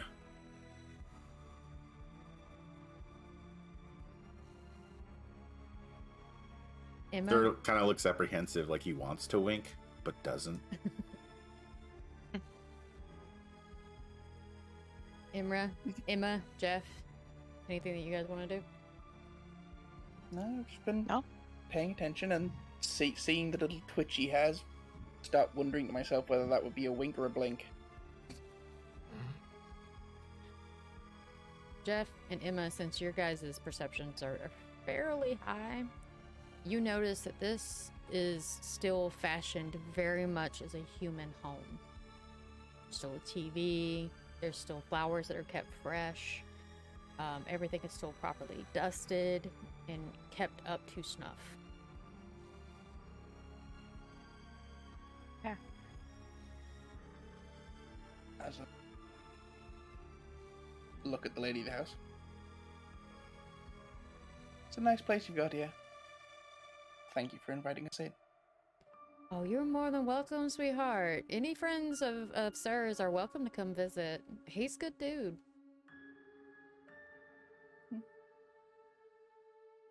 Didn't mind. And I'll give it a almost bow, and like that kind of nod that's a little bit too much, and turn and leave. She puts her hands up to her mouth and kind of snickers. You older members are so funny.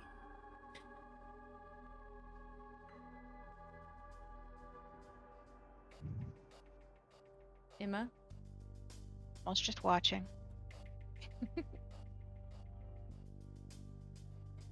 Y'all load back into the car. Yeah.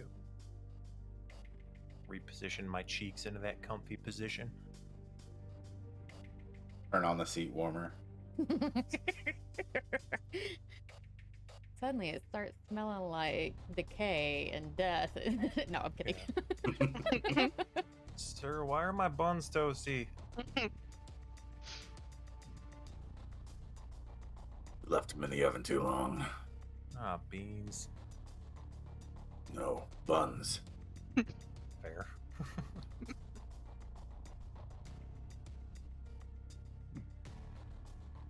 Takes about a 15, maybe 20-minute drive through some very old neighborhoods. and y'all finally hit the entrance to Shelby Park.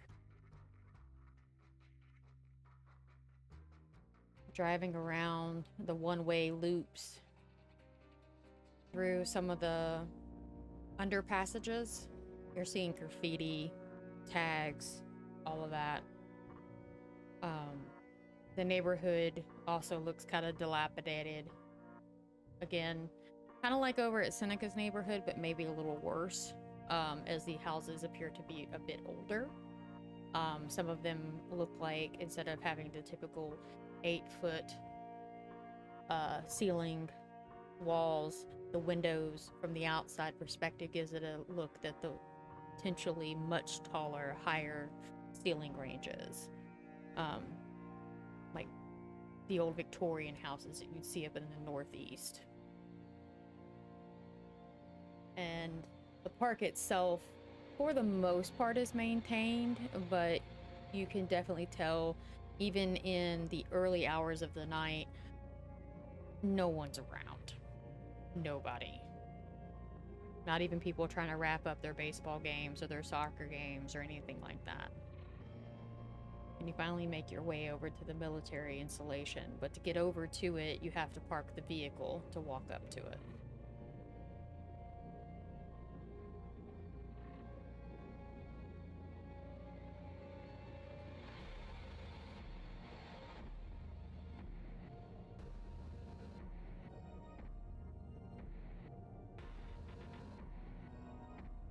Looking around, is there anything that would be like not necessarily like a parking space, but a space that looks clear enough to stop and park that isn't like a shady looking area? I mean, shadier looking area than the rest of this place? Nope, it's pretty much, it's gonna be shady no matter what. Hey, There it is. Found it. not like a nice, well-lit parking lot with refreshments. I remark as we get out of the vehicle that even though I'm a Bruja, I never understood the Bruja mentality of living in a dump.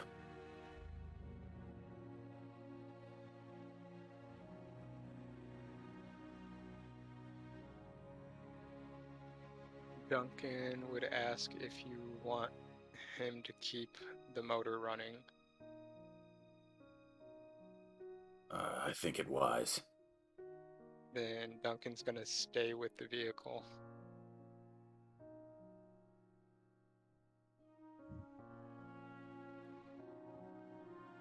Henry following Sir because it's a new place with all the things to explore. Emma will follow as well. I'm gonna probably walk near the group, but hang back a bit.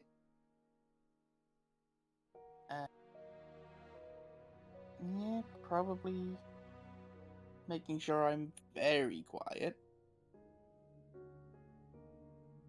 Why Should is this probably new ask. to me?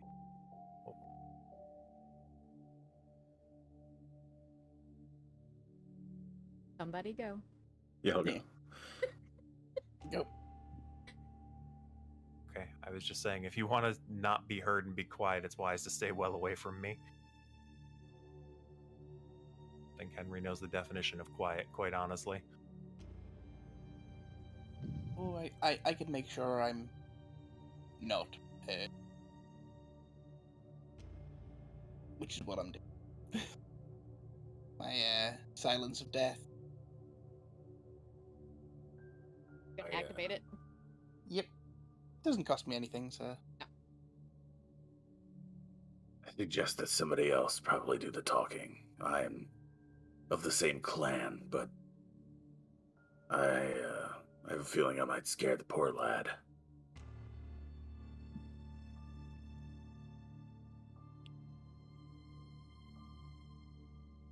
All of you are old enough to know that Bruja respects power.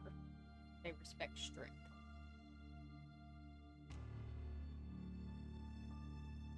They're really quick to temper, especially if you say the wrong thing to them. Liable to throw a punch.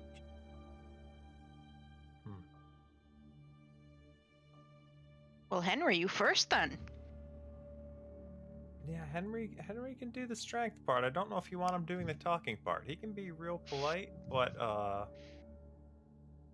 he's not so great at interrogating people. That's not something he normally does.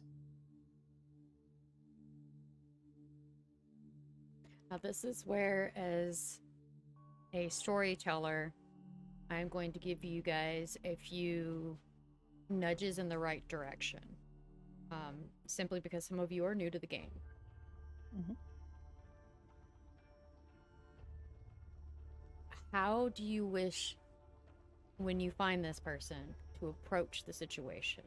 Are you going to lie and kind of persuade him to ally up and gain his trust so that he will talk to you freely? Or are you going to take and act physically violent towards someone who very well could be Camarilla and end up getting yourself in some deep doo-doo?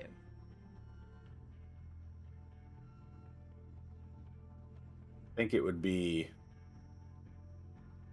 trying to just talk to him, and if it were a situation where he runs or tries to start a fight, we either chase after him or defend ourselves. Okay, what's the rest of the party think?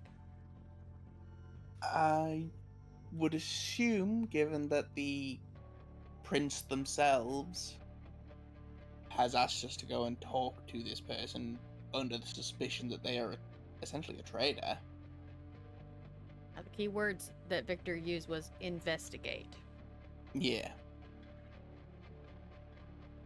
But I would assume that would leave a little bit more leeway if things get violent. But yeah, we're not talking full on beat the information out of him, but I mean, unless he's into that. well, you never know. You never know. But you know, intimidation is possibly on the cards, not necessarily torture. Would be what I would think. I mean, we can start out friendly and escalate if needed. Mhm. Yeah. Okay. Is everybody in agreement with that method? Yeah. Yeah. Mhm. Okay. Go on.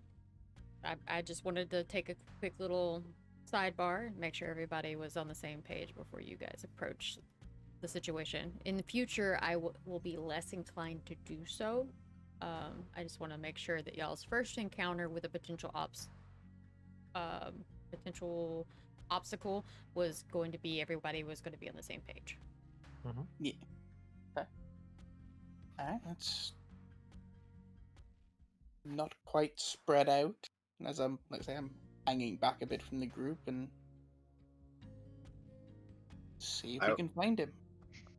I actually turn around and look to you, Jeff, and I motion for you.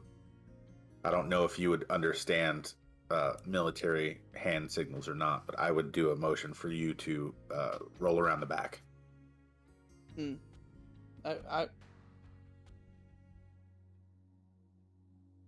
Sin, you know my character, you know his backstory. Mm-hmm. I think he would understand military hand signals. Mm-hmm. It's one of those. It's debatable given his backstory. It's like You would know enough to get the general gist, even if it wasn't from your own country.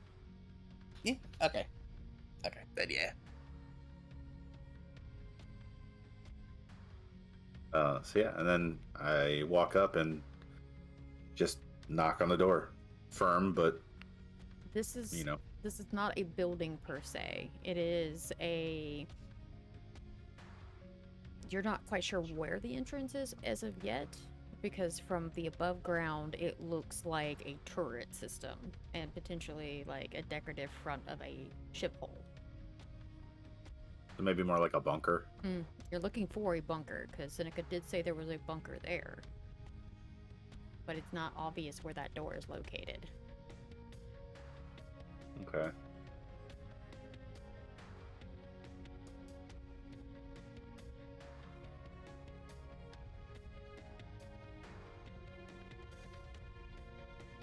have a look around, see if we can find an entrance. Anything obviously disturbed that might show that there's an entrance. Mhm. Yeah, that sort of thing. Yeah, signs of things being dragged repeatedly over the same spot. This is where we're going to do a little bit of rolling. Okay. All right, I need everybody that is in the area to do a intelligence and investigation or awareness rolls. I need to see at least 3 successes. Just one of either of those. A set. So it's either intelligence and investigation or intelligence and awareness.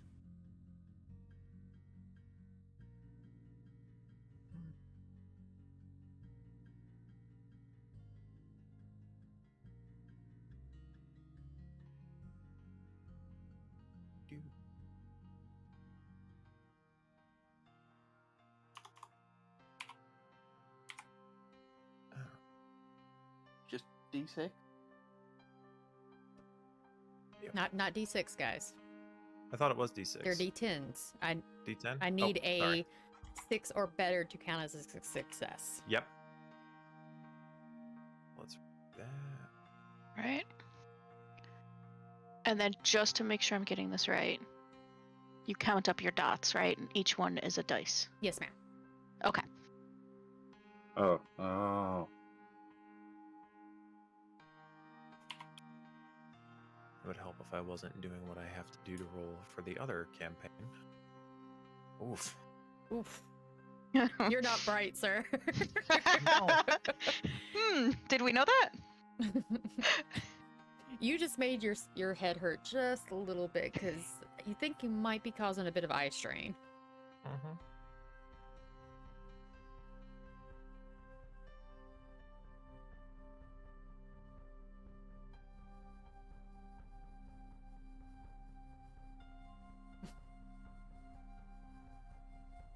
Oof.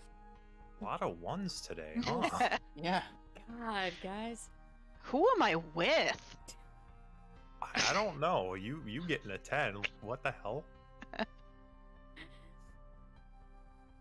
As you guys are searching around looking for this door, you are not finding any indication of a bunker. And you're starting to wonder if you've got the wrong place.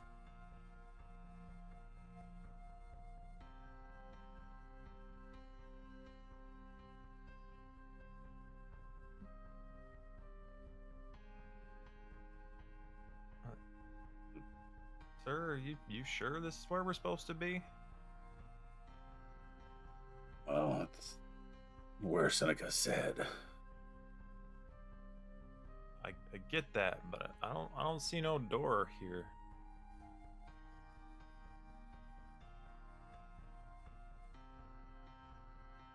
Maybe the wrong building. Could be. Or are we supposed to dig our way in or something? Do we spread out? No, we stick together. And how tall would you say the building is? It's different in different spots. In some sections, it's the standard, like, 1 story. Other sections, it's 2 story. And then you've got the big, like, turret that obviously is decommissioned. It's not functional. It's just for the aesthetic of it.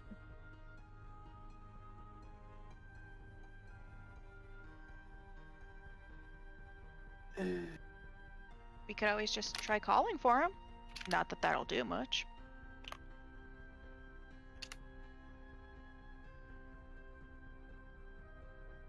Would make our presence more well known.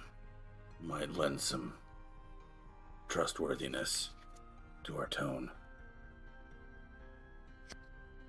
Okay, given that I'm still being the quiet, sneaky one, I'm going to find a spot that is about 1 story up and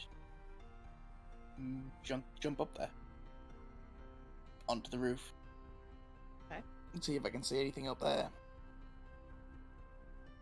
You scamper your way up there and you start kind of looking around. There's a couple of vents. You know, obviously people used to use this, so there's air vents. Up on the second tier, once you manage to make it up there, there's another air vent. Looks like used to be a mounting for like an air conditioning system, but it's just brackets and like bolt. Used to be where bolts would screw down onto, but they're just the screw post left.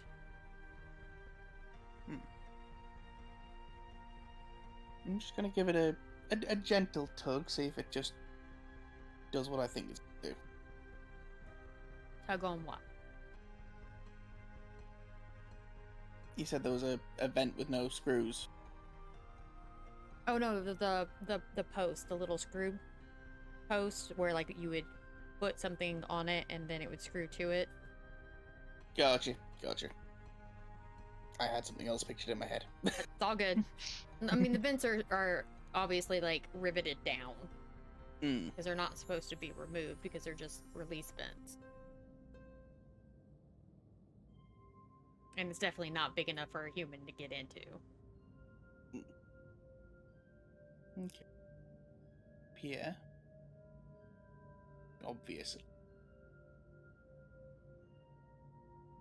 No, like obvious windows or anything, I would assume. No obvious windows from the outside. What little bit of security lights that are on have the dome-shaped ovals that are side to side length with the metal mesh over them, but a good chunk of them are busted.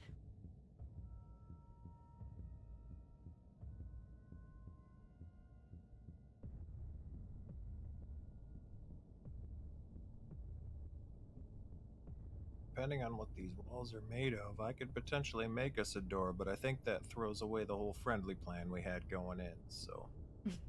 just a little bit. Reserve that, Henry. Let's save that for later.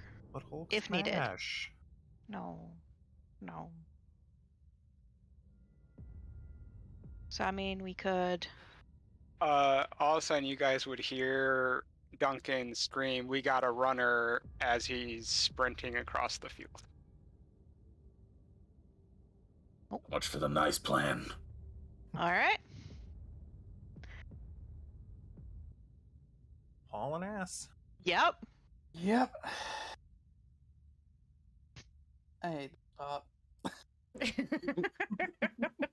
Good things you got lungs to worry about. You don't have to breathe. Yeah. While we're running towards Duncan, I will take a look back just to see if I can see anything at the base that we were just looking at. Smart girl. As you guys reach the tree line, you notice a figure move in the shadows and then hear a metal grate lift up and a motorcycle engine start and pull out. Too fast for anybody to react. How far away is it? Roughly? Little over half of a U.S. football field from where the gating opened to where you guys are at, which is at the tree line. So roughly 50 yards or 45 something for dark. That's 100 yards. She said half. Yeah, a little over half of a football field. I'm going to yell out to Duncan, get ready to move. Duncan's ahead of you. He was already in the woods. Yeah, chasing after that one. Oh, Duncan was driving after him? No, running, sprinting. He'd gotten out of the vehicle. Never mind.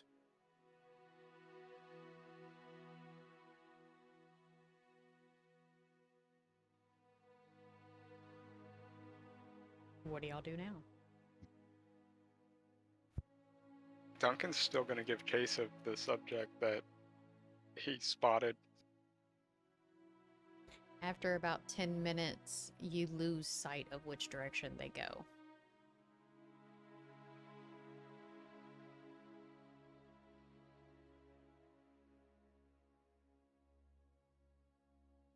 In the distance, you hear a howl.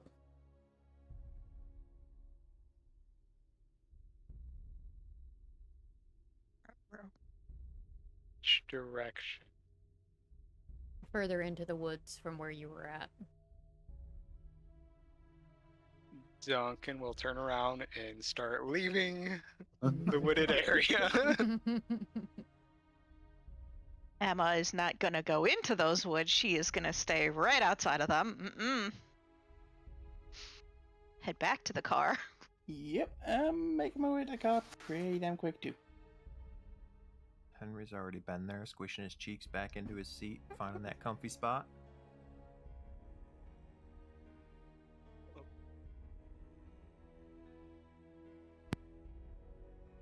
Duncan's not going to go straight back to the car. He's going to go check out the area that the vehicle left from. Same. You get over there, and there is kind of disheveled sod that was obfuscating the lifted garage entrance.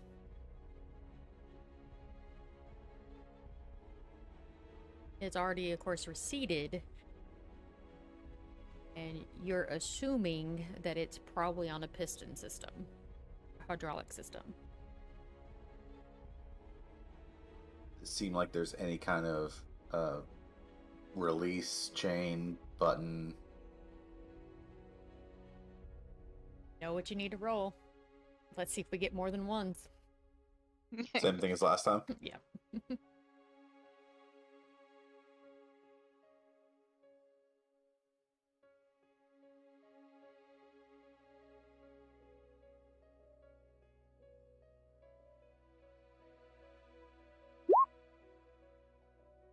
Hey. Hey, there we go. You Still one. the one just cancels out one success.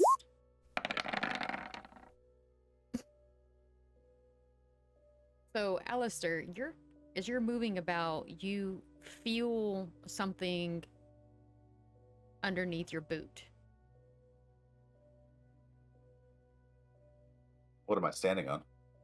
Upon further inspection, it looks to be a hand pull, like you pull it up and twist like a key. Okay. I'm gonna twist and yank it straight out of the ground. It hits a certain point where it feels like it's hitting like a concrete block, and then as you twist, you hear the mechanism activate, and that gate comes up.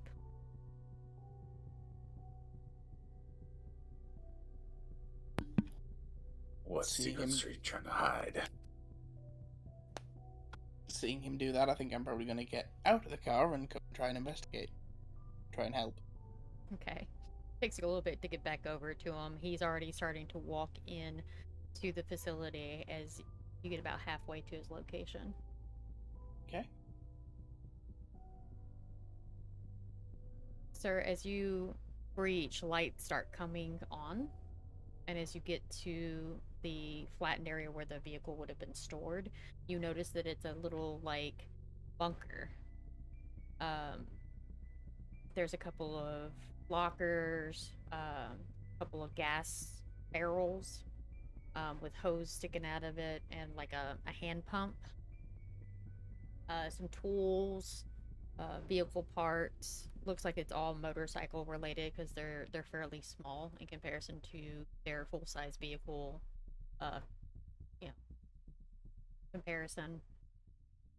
There's another door that's ajar, and you hear some 80s punk music coming from that room.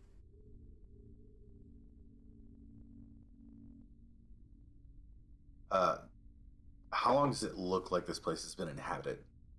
For a while. Okay. I'm gonna wait for someone to catch up with me before I just waltz into this door. Okay. Duncan would be right there with you. Okay. And I'm Then not far behind. okay, I'd go ahead and open it. Okay. Not walking through it. About the time that you get to where you're about to open the door, you kind of feel Jeff behind you. So you just kind of glance over and see that he's there. As you peer into the door, you see like a fold-out card table, a couple of CCTV type monitors, which you're not really sure where the hell those cameras would have been, but they can see the entrance to one of them can see the entrance to the doorway that the vehicle drove out of, the motorcycle drove out of. The other one is positioned towards the gun, and the other one is positioned towards kind of where you guys parked. So they knew that we were here the moment we got here. You've been watching us the whole time. There is different posters, like some spray paint graffiti, some piles of clothes, some of them with a little bit of blood on them here and there, more around like the collar of it, a rickety old single person bed with a military blanket kind of tossed over it, extra pair of boots. It looks obvious it's just probably Derek that's been staying here, and for quite a while. Much longer than the city's been in Camarilla possession. Is it just CCTVs, or is it hooked up to a computer of some sort? Get out of my head. No, it doesn't look like it's recording anything. It just looks like it's monitoring live. So the camera's hooked straight into a TV rather than through a computer system. Correct. Closed circuit. Hmm.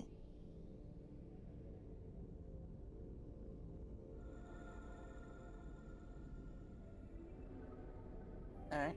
I'm gonna do one of those nifty things with dice and stuff to see if I can notice anything he may have left behind. Okay.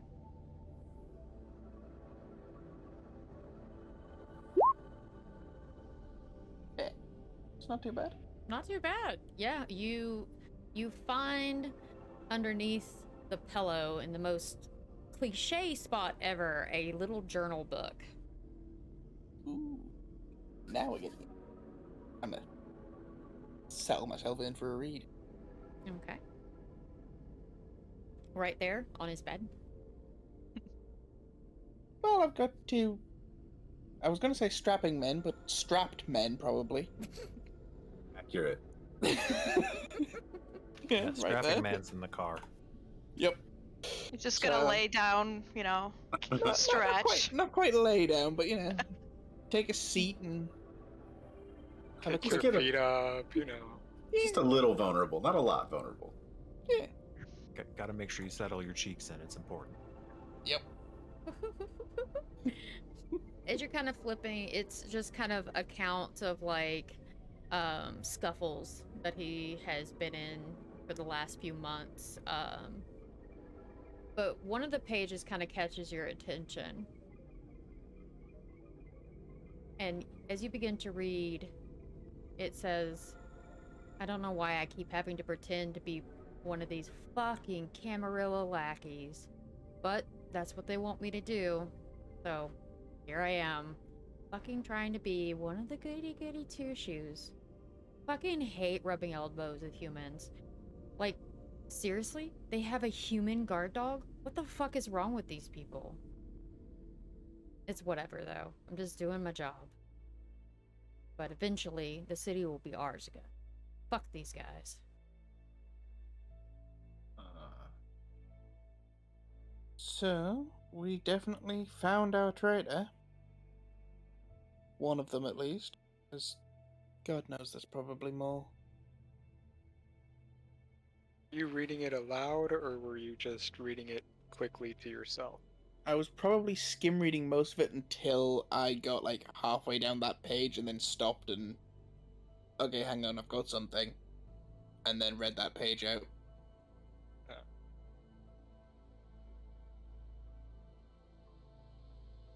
Does it look like there's any other ways out of this room? Or is this the whole bunker? That is the whole bunker. I think there's not much more we can do here. We should take this information to Victor, and maybe he can set up a post, make sure if anyone comes back here, it'll be handled. There is one thing that is bugging me a little bit, though. We saw our man leave on the bay. Who ran into the woods? Well, obviously someone's calling the shots for him because he's answering to someone higher. We might have caught them in the middle of a meeting.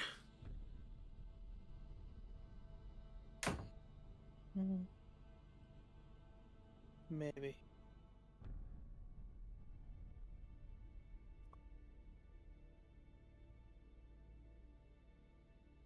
Let's get this back to Victor and see where we go from here.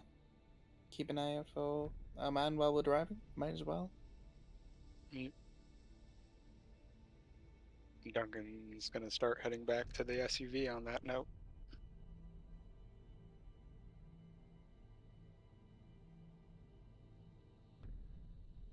Same. What are y'all doing? I'm gonna jump in the passenger seat. On seeing that they're coming out of the bunker, Emma will climb into the car because she was just keeping watch outside of it. Hey, look at you. You're getting good at being the spotter. Is everyone getting back in the car? Henry's gonna say, "Where the hell were you guys? First we were all running to the car. I got to the car. I got in the car, and then no one else was here. Thought we were leaving. What happened?" I mean, I was in here when you got in, but our man Sir here found the way into the bunker, so we had a look around. Wait a minute, you were in the car with me? Yeah. You're a sneaky bastard, aren't you? You're learning. What you about? Henry, you've stuck to yourself for the most part, so even though you know about Nosferatu, you've never had the pleasure of being around one too much. I figured. I was under the assumption that I don't know what the hell's going on other than what not to do to piss people off. Pretty much. He is learning. All right, are y'all gonna take a direct route back to Victor and the girls? No, Duncan is gonna circle the block, a wide circle, and circle back at least once to twice before heading back. Okay. I was going to suggest, at the very least, starting off by heading in the direction Spike went. Yeah. Okay. After the second loop, you realize that this is a burnt spot. They're not coming back, at least not tonight. Then I will start heading back to the church, to Victor, and I will suggest to Sir that he contact Seneca to let him know of the situation as well. Good idea. And I make that phone call to Seneca. He answers, but he answers in a whisper. Hey, man. Sorry to bother. You're cool. Give me just a second. I need to step outside. You hear a door open, the screen door slam shut behind him. So, I don't know what you guys just did, but, he's here and he is spooked. You need to keep him there. Don't let him leave. I motion to Duncan to turn the car around and head to Seneca's. The minute you said you need to keep him there, Duncan would have already started moving towards Seneca's location. Okay. We have his journal. We found the bunker he was in, and he's in contact with someone else. He's been here way longer than we've been in the city, and we think we stumbled in on a meeting with his higher-ups. Shit. Alright, man, I'll do what I can, but I don't want to raise any suspicion, so if he tries to bolt, I'm gonna let him. Just so you know. I don't expect you to do anything unnecessary. Wait, don't Keep get me yourself wrong. safe. I'm all for taking down some Sabbat, but this is my home. And you know my wife's young. He hangs up the phone.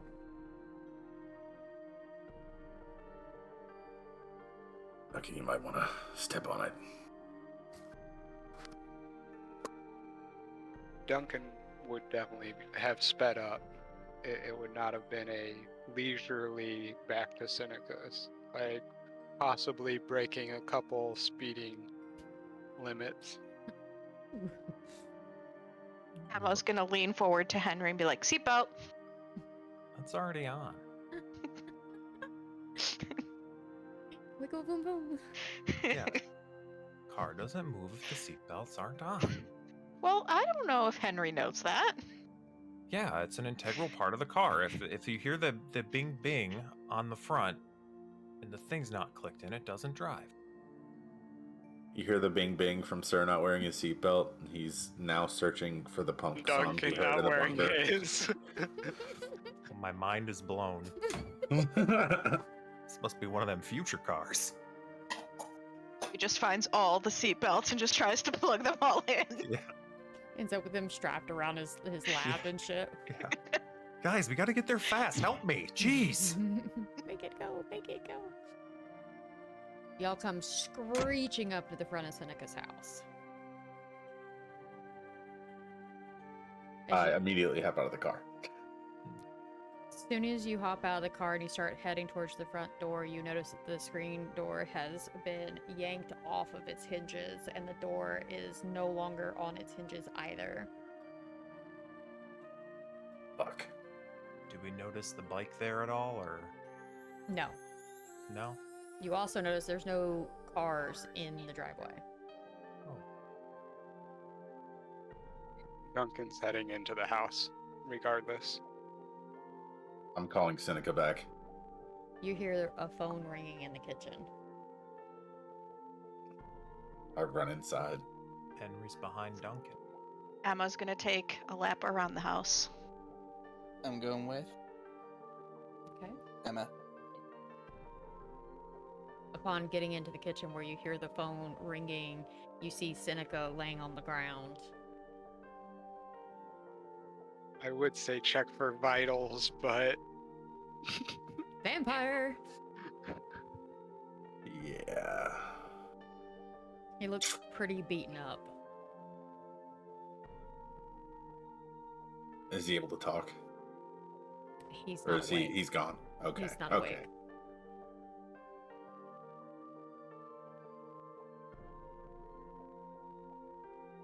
I'm gonna take his phone. Okay. And obviously that's you calling. Yeah.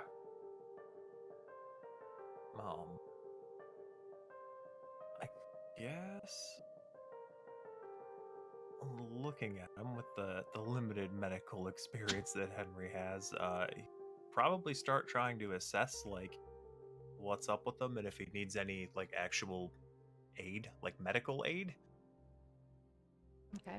So as you kind of are looking over him, he was obviously in a fight. That is without a doubt. He has abrasions and things like that, but it looks like they're already trying to heal. He's just not awake. Like there's no like massive pools of blood or anything like that. So obviously he's not going to frenzy when he wakes up, but he got his ass knocked out. Which is pretty impressive to take on a primogen. I'm gonna turn to Duncan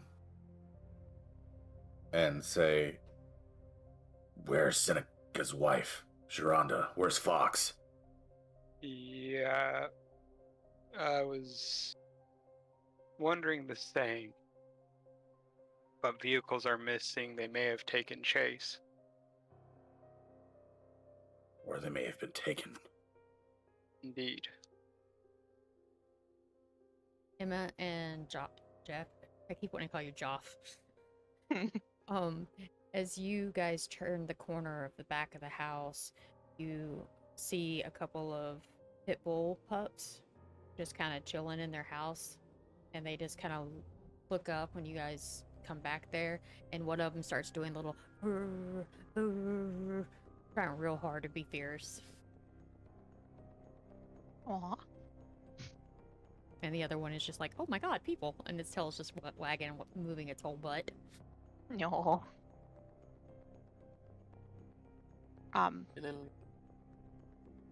Do we see anything else other than two adorable dogs?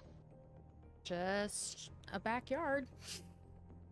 So nothing's weird with like the back of the house, back doors. Nope. Okay.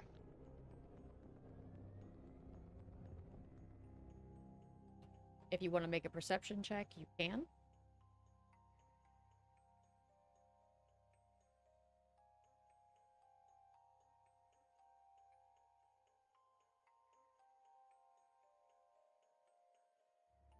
What would that? What would that be? That would be your intelligence and investigation or awareness. Oh, okay, okay. Okay. Gotcha. I was looking for something called perception. I was like, Sorry, I did play D&D for a really long time. Yep. It was just like, wait, I don't, huh? I got it, No, I got it. nobody told me I get perception. Wait a minute. Hey. Hey, only 2 though. Yep. Damn, Jesus. Gina, that's some epic level rolling. You notice the garage door is cracked open. All right. I whisper Jeff and then point towards the garage door when he looks at me. Okay, I get you. And I'm gonna think I keep it going. My cloak, the dead. Yeah, the dead. Silence of death. There you go. It's free. So All right. use So that to get closer to the garage door, and then pull it up in one quick motion. as you yank it open, you hear that sounds a lot like Sharonda. Do I see anybody? You see See a head, her. or I know. You see her cowering in the corner with a stake through her shoulder.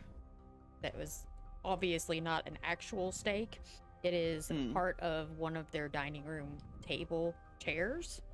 One of their legs that is like through her shoulder.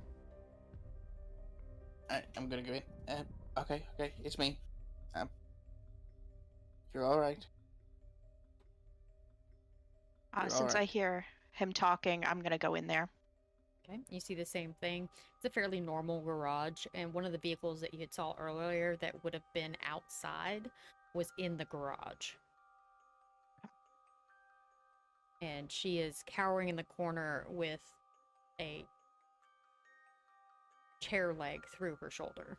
And she is crying with blood-tainted tears coming down her face, and she's just quietly going, "Is Seneca okay? Is Seneca okay?" Just saying it over and over and over again. The others are inside checking out the situation there. But let me help you first. You gotta. And then do I have to roll to like look her over? No. If I remember correctly, you're actually pretty savvy with this stuff as well. Yeah, you're good. You brace her shoulder and you tell her to take and brace for what you're about to do, and you just yank it straight out the same way it went in.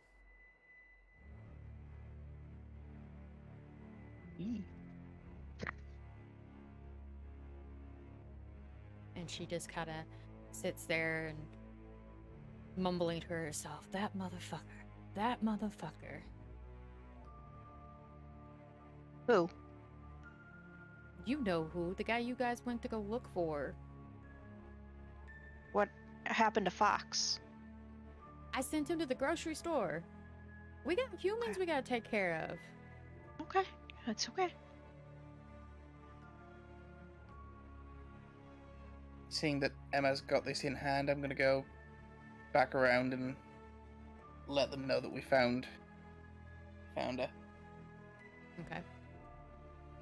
As you come in through the front door, you see, Henry and Duncan and Sir standing there with Seneca kind of sitting up. Seneca's come to, but barely. Oh, that's good timing. We found your other half out back in the garage. Is she okay? They failed to stake her, but she'll be fine. She's worried about you. He beat the shit out of me, and I don't even know how. That motherfucker tried to kill my wife. What kind of asshole does that? Ruha was about friends. He had to have known I was the one that gave away his location for his haven. That explains why he did it. Fuck this dude. I'm gonna be calling a clan meeting. We're all gonna be looking for him. Or you do, there's something else you should know. We heard a wolf howling in the woods after he escaped. Interesting. Doesn't surprise me though. Werewolves have been in this town for a long time, and in this state. We try not to go into their territory. They don't come into ours, we don't go into theirs. I think that truce is finally broken. Because whoever that might be is who he was meeting with. That's not good. That's not good at all.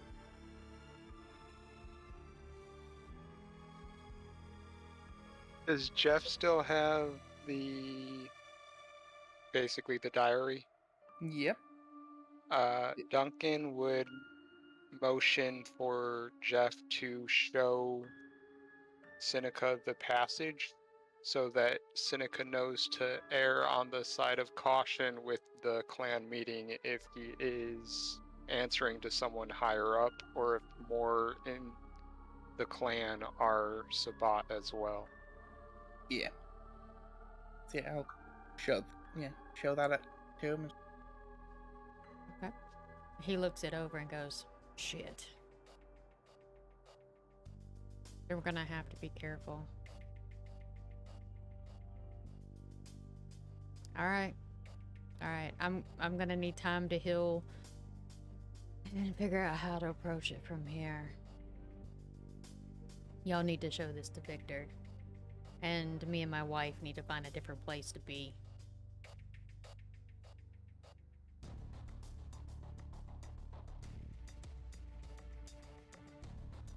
I think we just lost Dark. No, Oh. I'm here. Okay. Seneca, if you and your wife need a place to stay, I know it's not the best of lodgings, but I can holey you up until you find a new place. I appreciate the offer, my dude, but I've been in this city long enough to have a couple of havens. Understood. I don't want to put you in any kind of shape. I mean, you're one of mine, so let me do what I need to do to protect my own. Well, I just don't want you to forget that your own aren't very loyal. They don't appreciate authority figures. Ain't that the truth? That's alright, though. I know who I can trust. There's a lot of new blood Brujas that came in with the wave of us taking this place back, but there's a few that came with me specifically. I'll be alright. No. Call me if you need anything. And I hand him his phone back.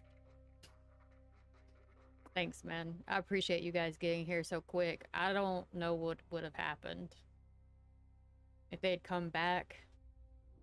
Because I think he got scared when he realized I was on the phone with you, because that's when he struck. When I was out on the porch, he busted through the door and just beat the tar out of me, drug my ass back in here, and curb stomped me quite literally. And I'm assuming Sharonda ran, and when he found her, that's when he hurt her. I'm glad Fox wasn't here.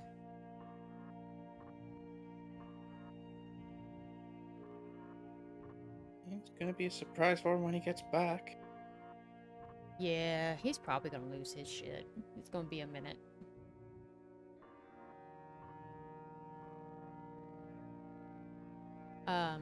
Emma, what are you doing, sweetie? I will probably take Sharonda inside. Okay. She opens the back door, and that goes right into the kitchen where everyone else is. And I might also have a puppy in my hand. she drops to her knees and sits beside Seneca, just kind of like checking him over.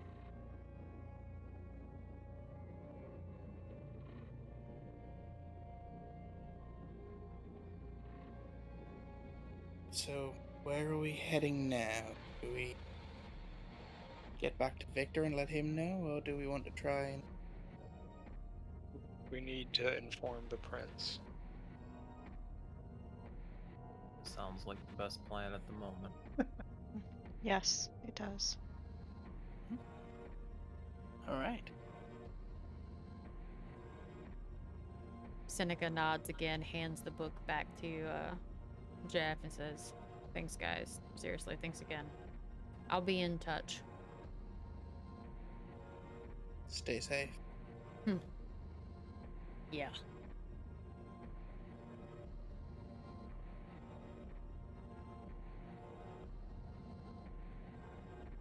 Head back out to the tank. The portable tank. Hop in the Mhm. crawler, head off to the Batcave. Yep. Emma starts walking towards the door, realizes she's still holding a puppy, and then walks back and hands it back to them. Sharonda Sorry. kind of Bye. snickers and goes, "Yeah, they're kind of cute, aren't they?" Yeah. Yeah. And then runs out to the car. All right. Y'all head back into town. Do y'all discuss anything or talk while you're in the vehicle? I am absolutely going to look at Emma and say, you know, maybe if you're good, one day we'll get you one of those furry things. Thanks, Henry, but I'm good. It was just adorable. You're lost. You're enough to take care of.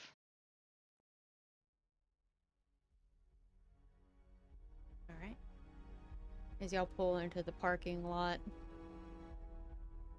y'all realize that there's not a whole lot of nighttime left. Y'all have maybe enough time to give Victor and the girls 20-minute breakdown of what occurred tonight, and then you, especially Duncan and Sir, you are going to immediately need to leave in order to get back to your havens. Duncan, if that's the case, would just make an appearance and then excuse himself for the coming morning.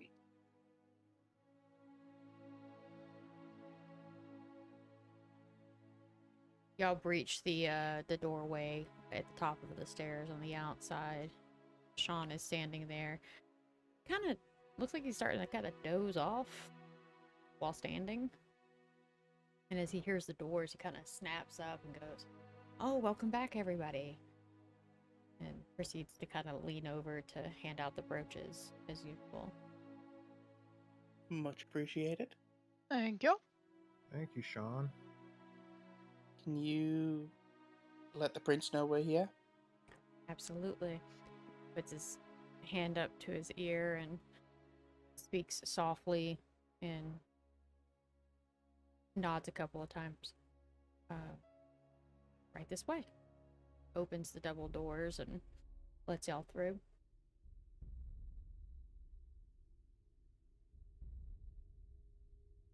There's a couple of people already here, and you notice that Victor is in his typical chair, and the girls are flanking him as per usual.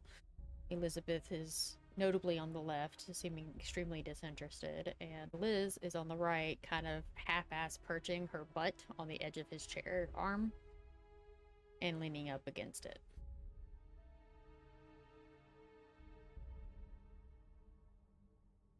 Well, your People suspicions there, were you said? correct. Huh? What? Sorry. Did you say there were other people there? Yes. There are a couple other people just kind of standing around like they had just been talking to them.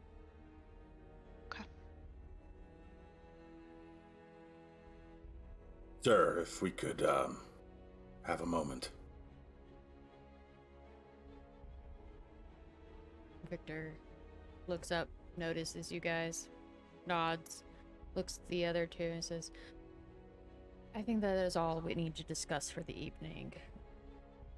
Sean will take your brooches, and if you have any further concerns, we can discuss them tomorrow or at another juncture." And they nod and kind of give you the stink eye, sir, and proceed to leave. For those with high awareness, they are also wearing the brooches.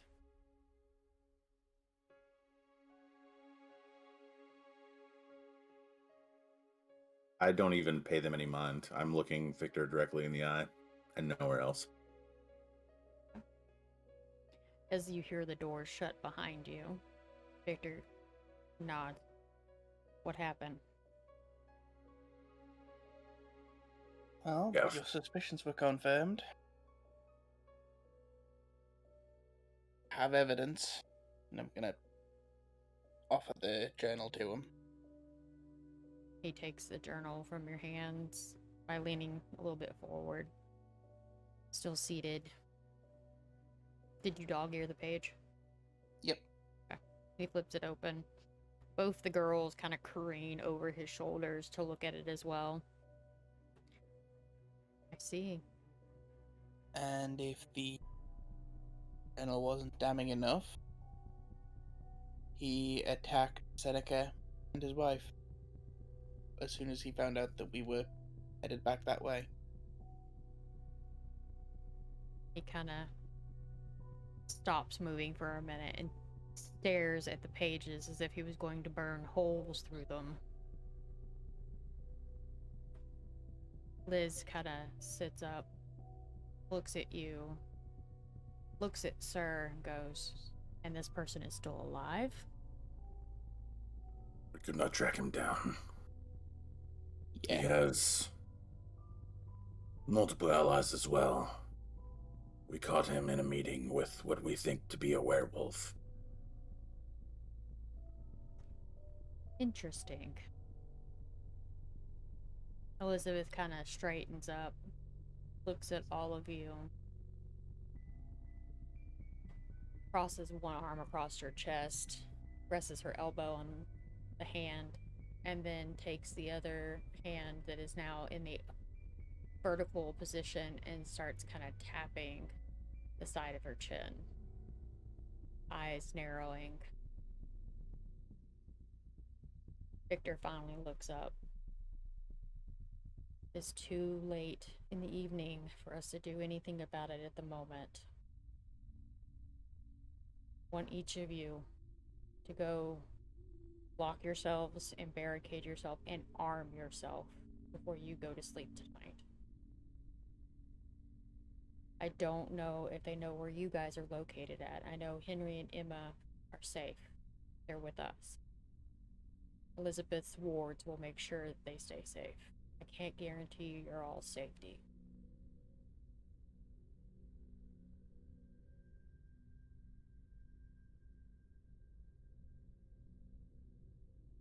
Meet back here tomorrow. I will be summoning somebody we need to have a discussion with. Come about 10 o'clock. That should be enough time for them to get here.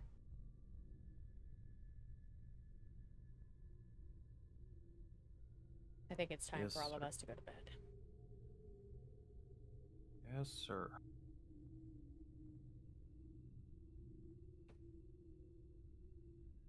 Elizabeth, at that point, walks away, heading towards the door to go downstairs. Liz, realizing her sister had moved, also follows suit. Victor stays sitting there, just kind of staring at the pages.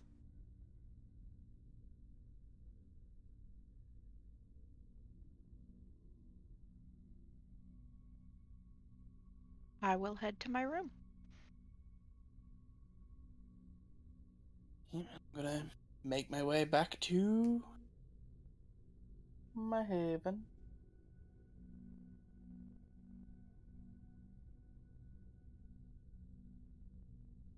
I'm gonna head back to my haven as well. Okay. I think before turning around to head to his room and saying goodnight, Henry's just going to ask Victor, "You okay there, Victor?" Yes, Henry. I'm as good as I'm going to be. Not particularly fond of events like this occurring. It'll be dealt with, one way or the other. I prefer non-violence, but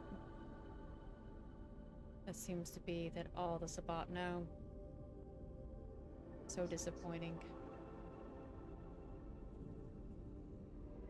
He stands up, kind of motions his arm in a broad stroke as to welcome you to go back to the back area with him.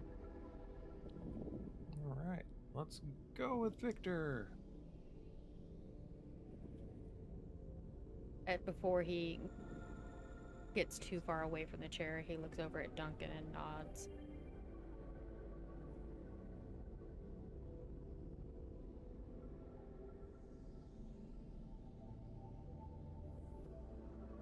Duncan, like, left already. Like, Duncan was not going to stick around for the whole conversation.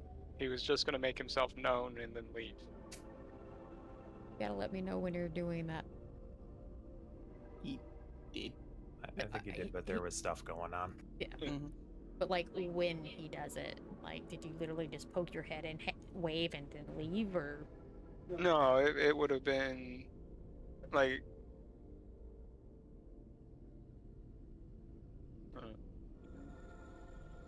yeah.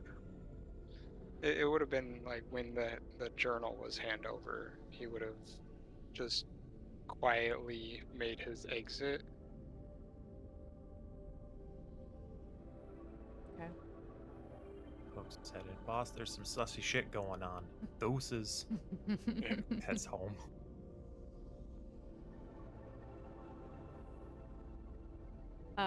Henry, by the way, when you were at that big meeting and the Primogens were addressed directly, Duncan was one of the people that was addressed directly as a primogen Ooh. of the Ravnos clan. You would know that, the others do not. Sir knows it, though. Alright. What is everybody doing?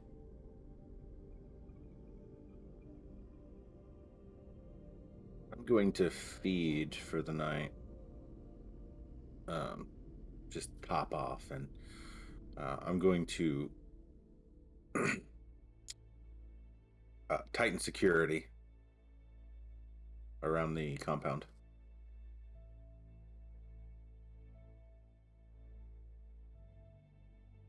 Now, you have resources that the other ones don't have. I also don't know where the other ones reside. You have whole paramilitary group, half of them are human that you could be sending out, putting fillers out. Wink, wink, nudge, nudge. Yeah, that's what I was thinking. Henry, what are you doing as your wind down? Honestly, probably probably going to sleep. Okay. I don't think there's much going on in there right now. There was enough excitement for the day. Your brain kind of empty. Yep. Emma, what are you getting into as your wind down? I will be sketching, like, kind of the events of the day. Just like the faces and things that I saw. The puppy. Yeah, and the puppy. Let's be honest, it's all puppy. That's all the sketches are. No, there's people, and other things. They're just But- way far in the background, out of focus. Yeah, mainly puppy. Okay, Joff, what are you doing to wind down for the evening? Jeff, sorry. God, that's gonna fuck up with me every time. I think, unlike last night, I will be just heading right to sleep. After making sure everything's locked up and cameras are running, alarms are running, and then passing the fuck out. Okay. Morning starts. We're vampires. So the sun has officially gone down. And Haven has decided that she is going to abuse a plastic bottle. Nope, that was me, I'm sorry. Sun is finally fully set, and you all begin to awaken. Start at the top here. Sir, what are you doing as you awaken in your private bunker? I'm going to check, just check on the security of the entire place, see if there were any issues throughout the day. You get kind of an update from your second in command. He informs you that no different than usual, some of the National Guard rookies have attempted to gain access to the base, claiming that they have authority. Some of them try to sneak over the gate just to find out what's going on. Typical coming and goings. You have a couple of contracts that have been issued and are sitting on your desk upstairs for you to review to determine if you want to take the contracts. One of them is in Ukraine, and the other one is in Taiwan.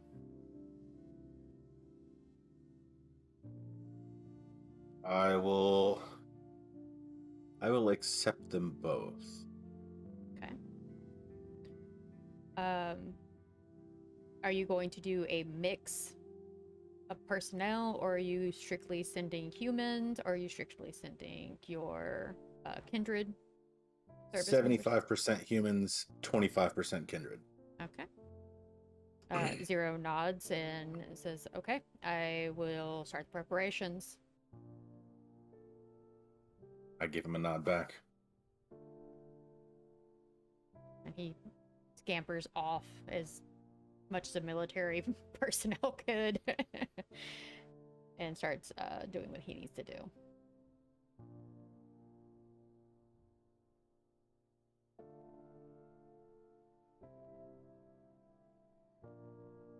Okay. From there, I guess I'm gonna head towards. I had to go see Victor.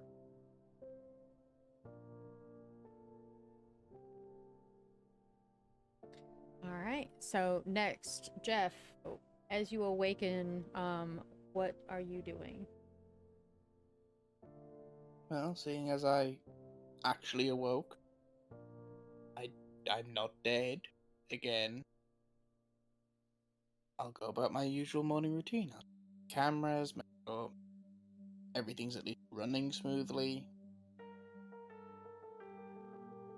And then I'm probably going to start doing some searches online, see if anything has shown up about Derek.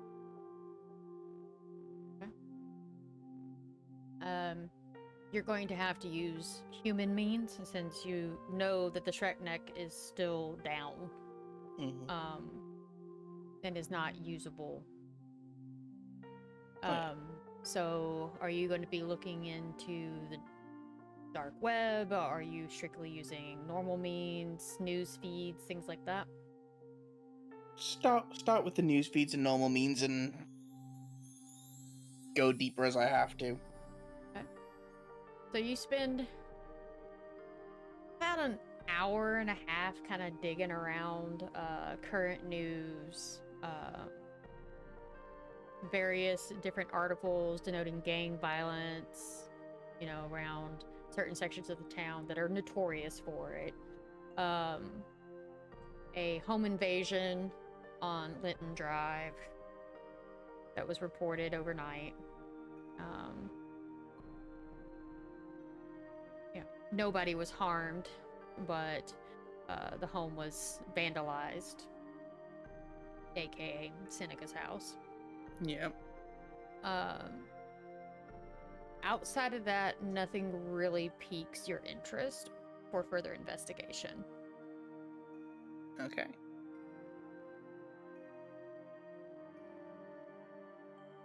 And I guess I will just keep an eye on the business, make sure it's running smoothly, and wait for any signs from the rest of the group. Okay. Well, you're supposed to meet up in about half an hour back at the church. So, yeah, probably heading there then.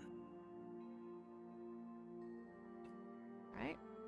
Duncan, as you awaken, what do you do?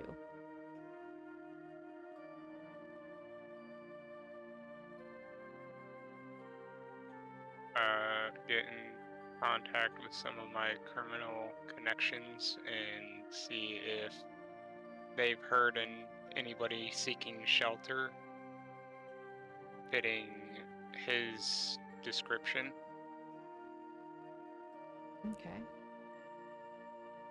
You reach out and you get a little bit of a hint that there was a brouhaha that was seen ripping down the road on their motorcycle, but ended up laying it down due to a vehicle pulling out. And then sprang up and grabbed the vehicle back up, got back on it, and took off, but not at the same rate as speed. This happened kind of in your neck of the woods.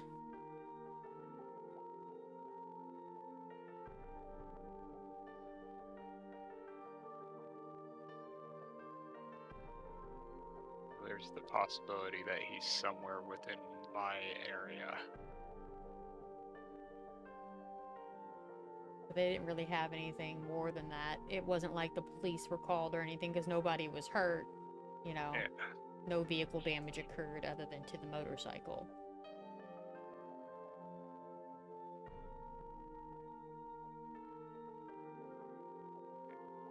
basically fleeing the scene of an accident, but there was no other individuals involved, therefore no actual report Mm-hmm. to be held.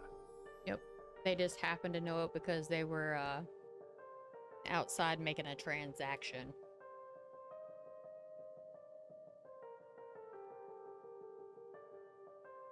Your clerk lets you know how the business ran during the day.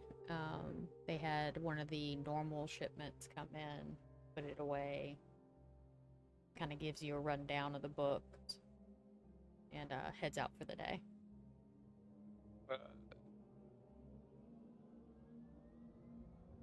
If that's the case, knowing everything that transpired and that I left fairly abruptly during the little meeting, I would still head to the Prince fairly early. Okay. So I'd probably get there before 10 o'clock. Okay. Unaware of when the actual meet time was. Yeah. You don't like seeing them in a state, so you know more than likely you would be summoned. Yeah.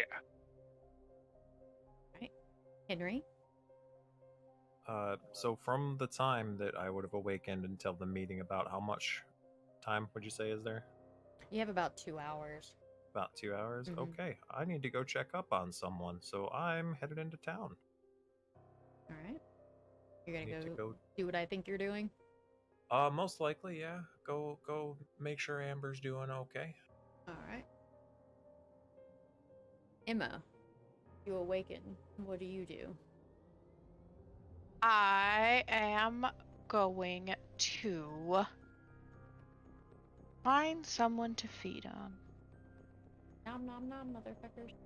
Yep, I'm hungry. Okay. What, you don't like those Capri Suns? Come on. I didn't have a Capri Sun. Can't knock it till you try. Trying to remember what So your I would feeding style is. probably see if I could find Liz and ask her, you know. It would be there. Oh, okay. Oh boy. All right. Liz was probably in her room.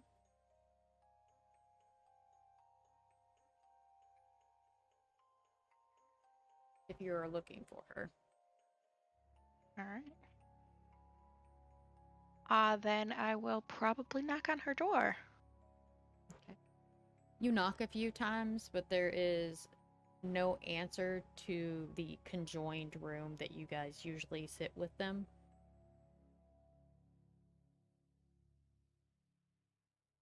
Okay. I'm guessing I don't see anybody else. Do you open the door to peek your head in? Yeah. You go to open the door and it won't budge. Okay. There's nobody in the hall. Well, then I'm gonna make my way to the main entryway. Okay. You're talking about the hall or the actual like area where you usually see Sean?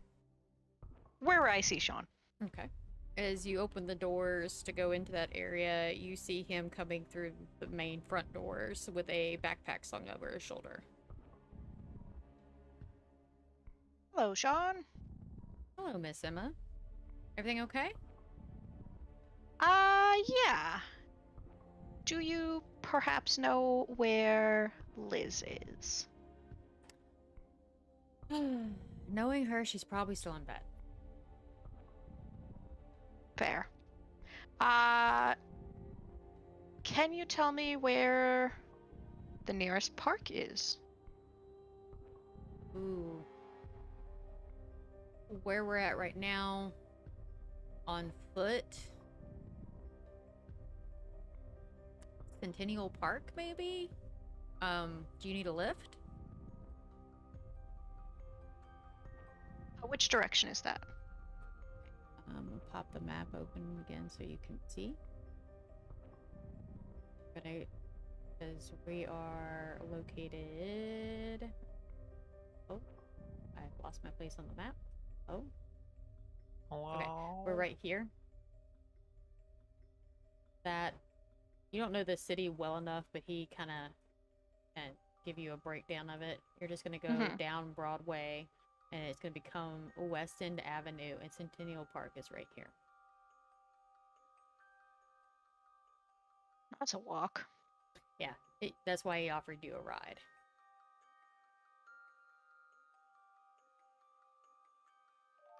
And where are the nearest bars? Well, ma'am, that would be the other direction on Broad.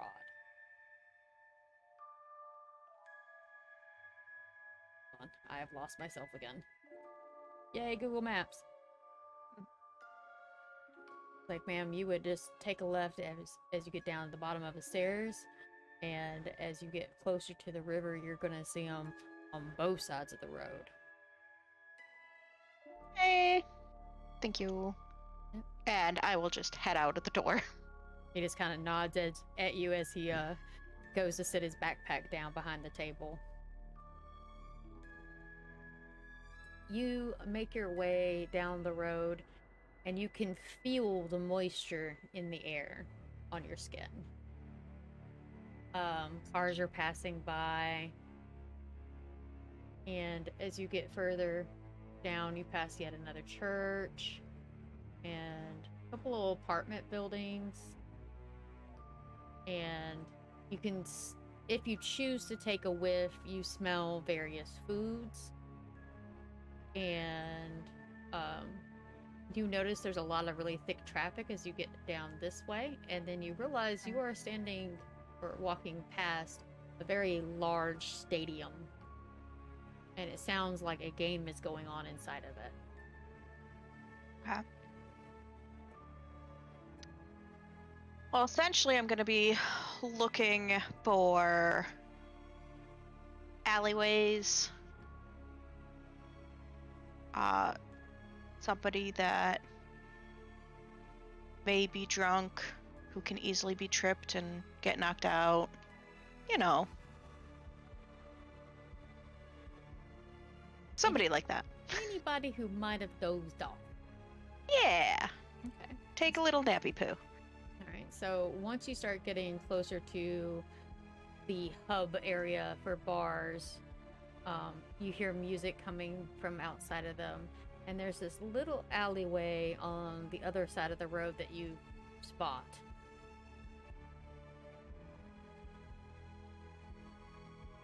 Alright. Cross I will over. go there. Mm-hmm.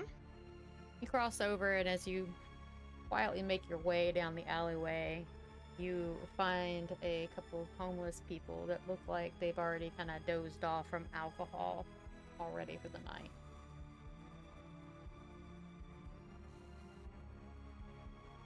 I will quietly make my way over there and pick the one that's further away from like the street. Okay. So, and more in like the darkness. So about here, there is a dumpster that you can tell is definitely for one of the bars. There's one that's leaned up against it, just kind of dozing. Well, winner, winner, chicken dinner. Right. I need you to roll a composure check for me.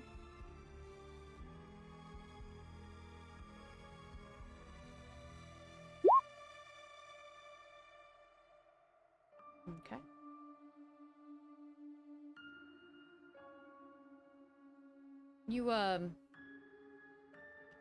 You fuck up. You end up drinking a little more than you intended to. And by the time you manage to pull yourself away, you realize they're not breathing anymore, and the world is a little wobbly. Uh-oh.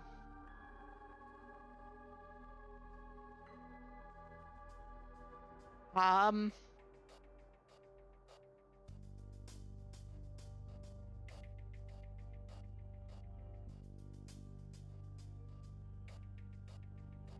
I will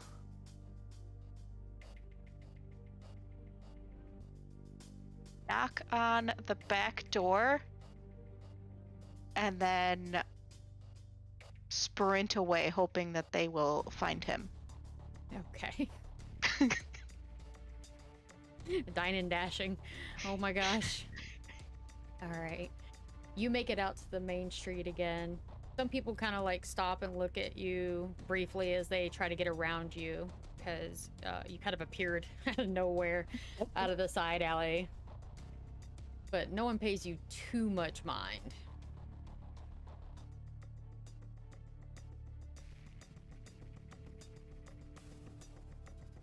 What do you do?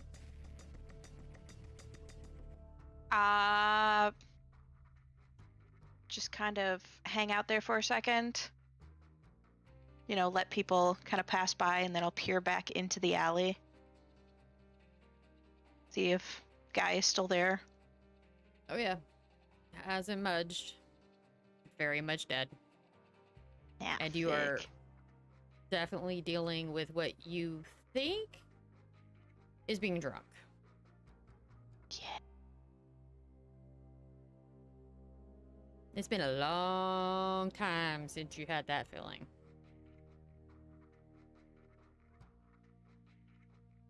Would I have Liz's phone number? No. She could barely the figure out hell? how to work a radio. Would I have anyone's phone number? Did you ask anybody for their phone number? Nope. Okay, then you know you don't have anyone's phone number. Well, shit. Guess I'm just gonna stand here for a hot minute. Trying to figure things out. No drunk dialing for you. No. All right. Well, about 30 minutes pass and you're not sobering up. And I just kind of stand there. Okay. Everybody makes their way to the cathedral. Duncan, you get there first. And Sean greets you as per normal and hands you your brooch.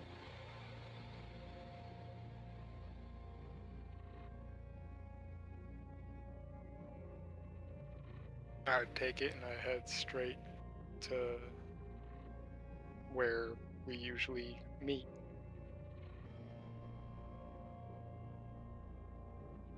Okay. You go down to their room. The door is shut. I would knock on it. Okay. And then if no response, I would try it. Okay. When you rap on it, you hear a distinctive "Hold on a moment" from Victor.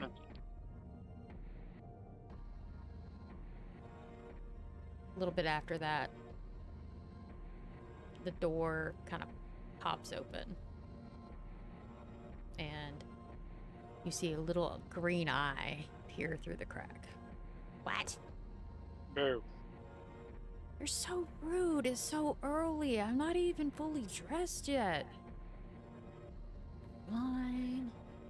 Opens the door wide. Her hair is all a mess. It's Liz.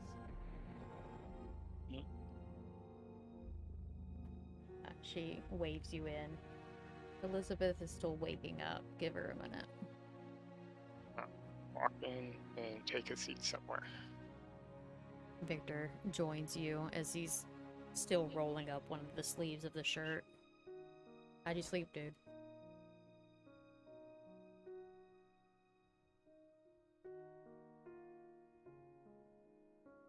Like the dead. Humor first thing in the morning. Just like having another Liz around. So this is problematic, Duncan. Indeed. I have a meeting with the rest of them around 10 o'clock. Our guest should be showing up shortly. A local glasswalker that helped us with the siege. I need to touch bases with him, make sure the treaty hasn't been broken.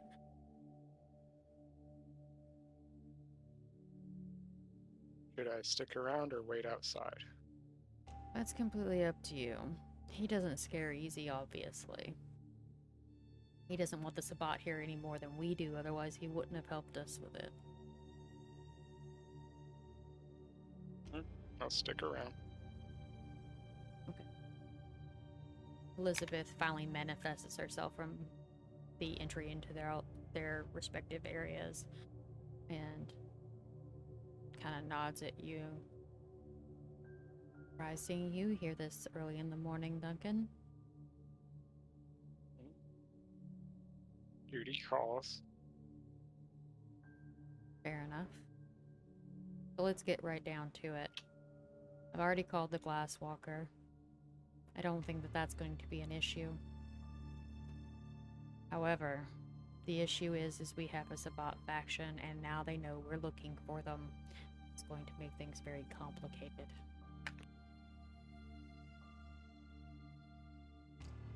I'm assuming Seneca has already started mobilizing the Bruja. He mentioned having a meeting of the clan. Knowing him, he'll do his best to keep things as much under wrap as possible, which is good. This is I have a report of someone matching his description having an accident over in my neck of the woods. I see. It's good news. We have a trajectory then. Okay. I'll see about getting the Nosferatu to start fanning out and keeping an eye on that region. I have lots of phone calls to make and I hate the phone. She nods at Victor and goes back into the room. Oh, you heard the lady. Okay. Liz perks up. Goes, do I get to play with my new toy? Nah, probably not. It's got silver. That might make him mad. I'll go get my normal one. And she just jumps up and runs into her room. And you see her come back out of the room with her standard katana on her back. Shall we?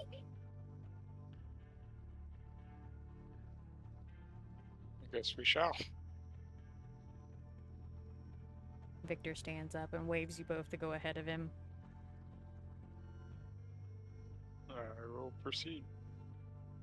Alright, so once y'all breach the hallway and into the main cathedral, you notice that Jeff has already made his way there, and Henry is just kind of standing near him, awkwardly.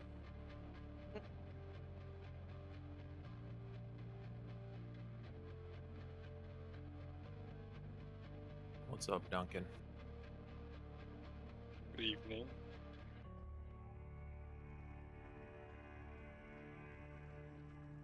So, have a plan for tonight?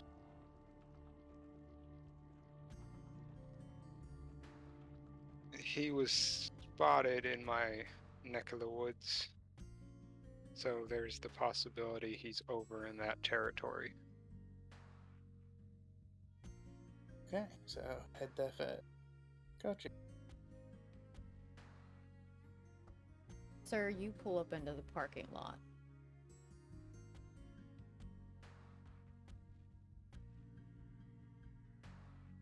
I get out and head towards the door.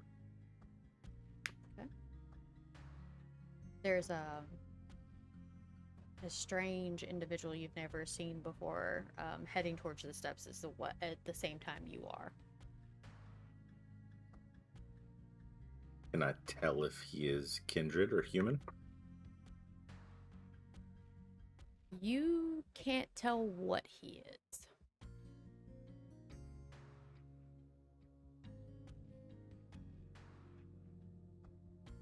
I am going to.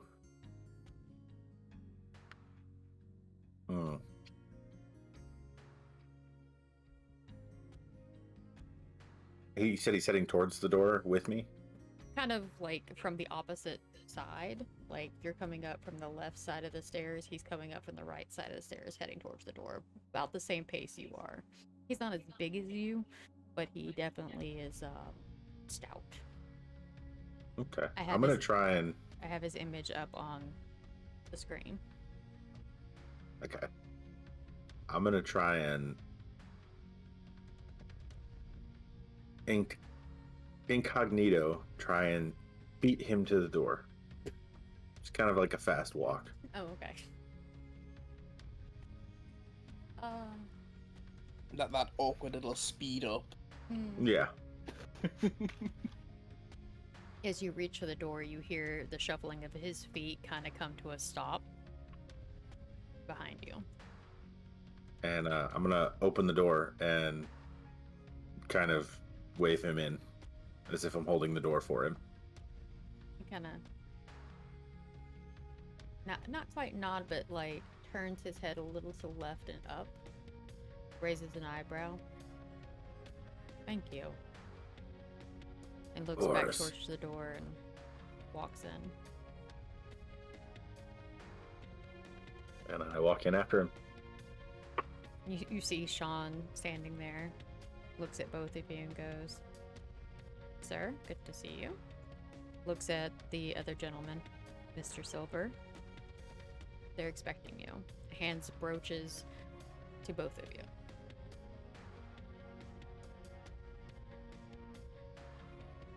Opens the two doors and waves you both in.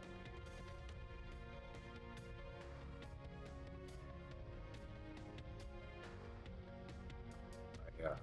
Walk in behind him and say, "Mr. Silver, was it?" He kind of glances over you. "Yes. Sir?" Questionably. That's a name or a title? Yes. Okay. Weird, but okay. Looks past you a little bit and sees the others hanging around, and then proceeds to walk up towards Victor. I don't head directly towards Victor. I head more towards the rest of the group to meet up with them first. Okay.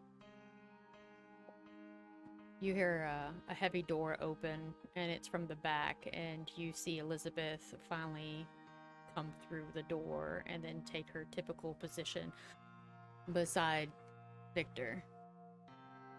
Liz steps down from the steps and shakes Mr. Silver's hand, and smiles, nods, and it seems to be having a polite conversation with him.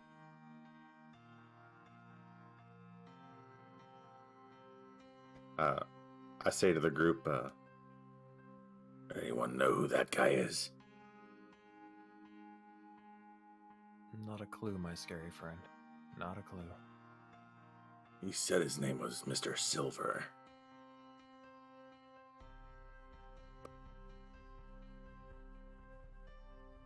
I mean, still doesn't ring any bells. The only thing I know is Victor did mention something about a glass walker. I don't know. Wasn't really listen. Would I know what a glass walker is? Do you know much about werewolf lore? No. Okay, then no.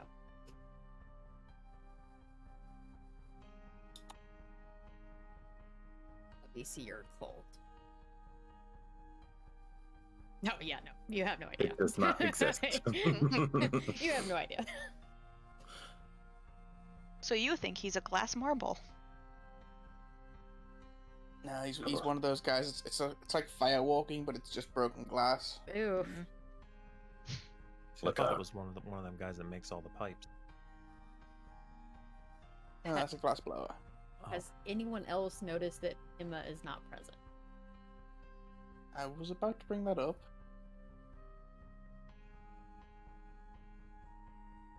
I feel like So- Henry would have noticed, but in the same vein, when you walk into a room and forgot why you came in there. Mm. Portal effect. Got you. Mm-hmm. Handling your interface. Mm-hmm. So we jump back to Emma at this point. You realize that this effect is not going anywhere. Yeah, I'll also just be staring at my phone. And like, I mean, I'm drunk, so, you know, staring at my phone, looking around, and just staring back at my phone. Like somebody is going to magically call me who can help me with this situation. You're smart enough to know that is not going to happen. Even in a drunken state, you know better. You're in a new city. The only people that know you don't have your phone number. And you Yeah. also remember you do have a meeting you need to go to.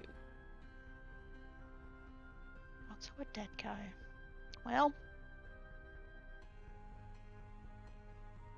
I just walk back.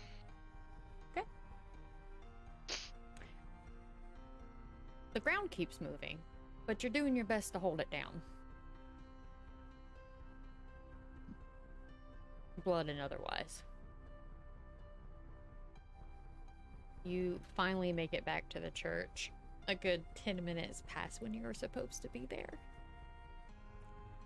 And the stairs are complicated, but you're really grateful that there is this nice handle going up the middle of it.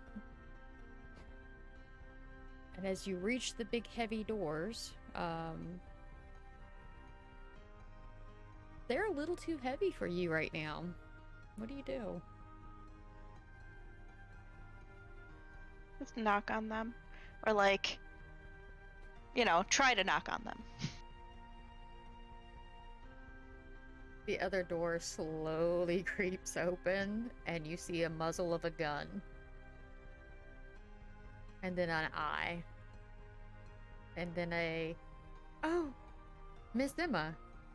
It's Sean's voice. Gun disappears. Door opens more. Are you okay? Honey boy, I need help. Are you drunk?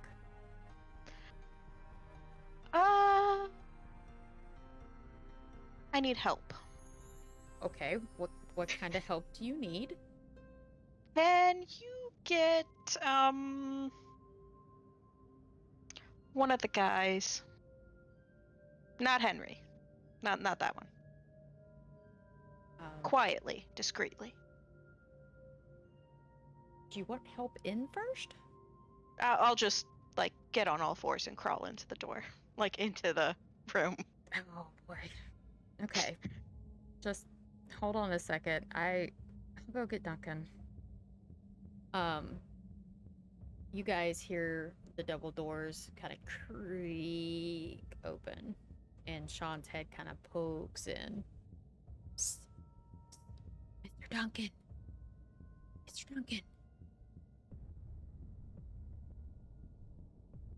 I will go over to the door, lean down to him.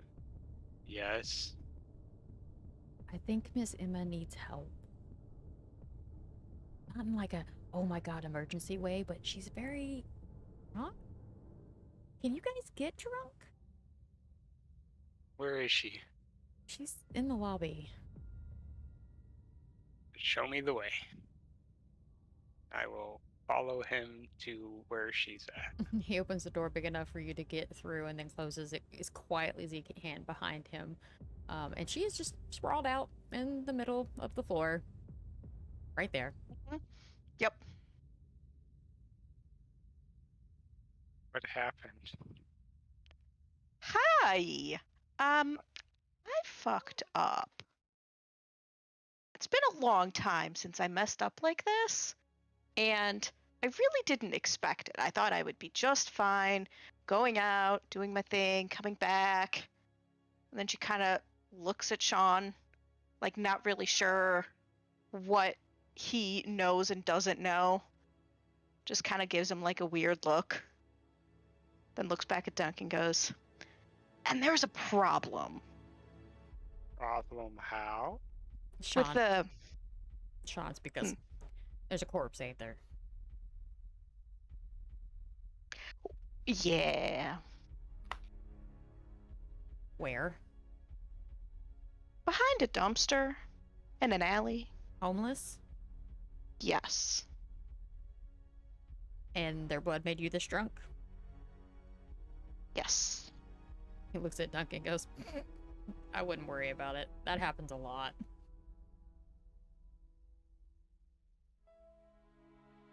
I will pick up Emma on my shoulder and walk back into the meeting. It's gonna be a good meeting. Who are you, Mr. Man in the suit?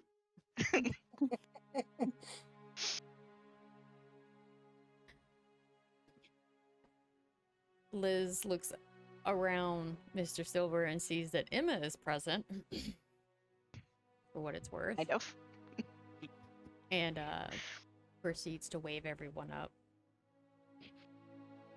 I mean, it depends. Do you think Liz could recognize Emma by her ass? Because if she's over his shoulder, that's about all you're gonna see right now. What do you think? Yeah, She's probably. gonna- Yeah, she knows. Does she store asses in her memory bank instead of faces? Maybe. It's like a dog sniffing butts. Y'all don't particularly know a whole lot about Liz, just that she Nope. tends to be playful. And she did get her a flower. Mm-hmm. Duncan's gonna hang back from stepping all the way up with everybody. With Emma in tow. Uh-huh. Liz steps back up with Victor, and Mr. Silver kind of shuffles off to the side a little bit. And Victor addresses you all. Because for those that do not know, this is Mr. Silver. He's a representative and a liaison between us and the werewolf clans of the city. Tribes. Apology. Silver kind of nods. The treaty is not broken, so we are currently trying to figure out why you all heard a howl in Shelby Park. Silver believes that it could be a Ragabash or maybe a Gangrel. Since the Gangrel don't have a strong presence here, that is highly probable. Or it could have been a signal from another Sabbat Bruja. But considering Duncan's response to it, I would assume it was a legitimate werewolf or someone with animal gene that can mimic it properly. So that leaves us with werewolf or Gangrel. Silver, thank you so much for your assistance and letting us know that the treaty has not been broken off. And Silver nods, looks at Duncan with Emma over his shoulder, kind of squints a little bit like, huh? And proceeds to leave.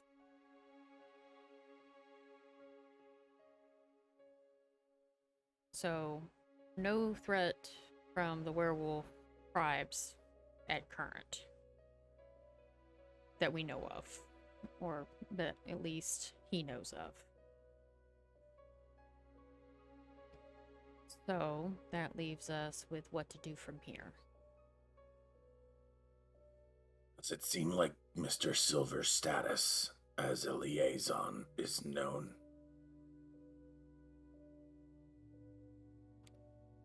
Please clarify. I do not understand, sir. Within the What's- werewolf tribes, is he known as the liaison? Yes. Yes, he is. When we pushed to take the city, we reached out to the Bonars and the Glasswalkers of the city that had already been fighting with the Sabbat quite vigilantly to see if we could ally them to our cause to bring stability back to the city with their assistance. They agreed. As long as we stayed out of the woods, they would stay out of the city, unless otherwise announced ahead of time. Well, not to be a conspiracy theorist, but just to explore all avenues of thoughts. It is not unlikely that these actions, if were caused by werewolves, would not be hidden from him. Not if they were from the tribes that have been here. Does not mean a tribe did not move here or otherwise send their own scouts in to find out why suddenly their tribes are not having problems. It's not like them to work with us vampires. We are tainted according to them.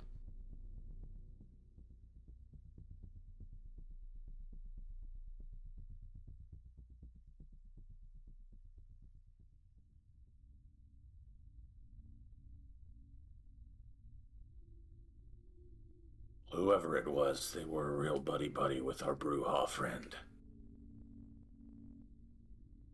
And they definitely ran off into the woods.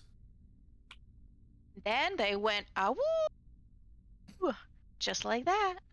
So in my thought process, they're either a werewolf or they're a kindred who isn't afraid to travel in werewolf lands. That was my thoughts.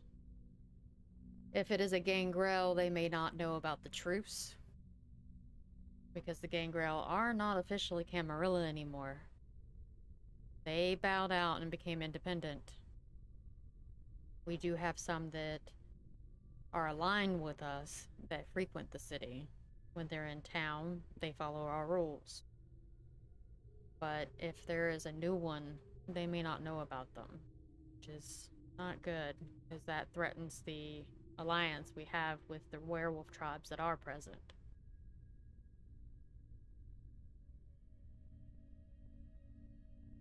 In either case, what do we think our next step is? We are going to have to start putting fillers out, see if we can weed this guy back out. Duncan, you had an event occur in your area of town. Please refresh everyone's memory and share with those that were not present when you shared the information. Individual matching our suspect's description, had an accident over in my area, laid his motorcycle down. No one else was injured, so he lifted the motorcycle back upright and continued about his merry little way. So there is the suspicion that he is somewhere within that territory. A very Brewhaw thing to lift a bike like that. Especially after laying it down.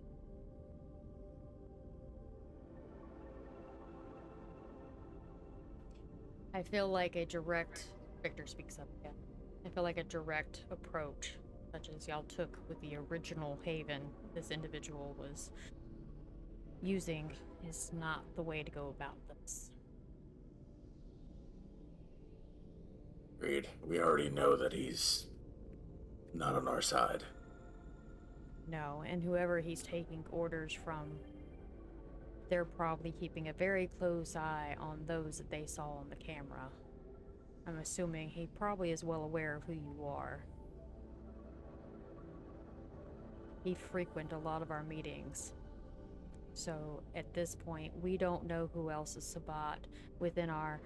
And he puts up his hands and does air quotes, Camarilla meetings that we've had. Or if he's the only one, we need to move cautious at this point. I think it would be worth contacting Seneca again. Seeing if he's got any leads. That wouldn't be a bad idea. He's your primogen, so do as you see fit. We have another issue that has cropped up that requires our attention. I trust you guys will handle it from here a little bit more delicately.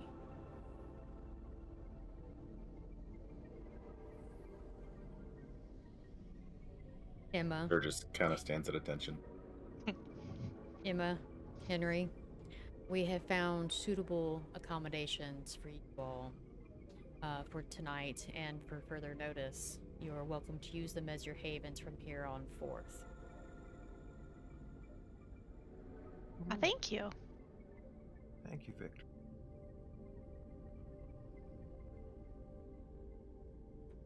Now, if you do not mind, we have a couple of people that will be coming in right behind you that we need to speak to in private. About that time, you hear the heavy doors open up. And you see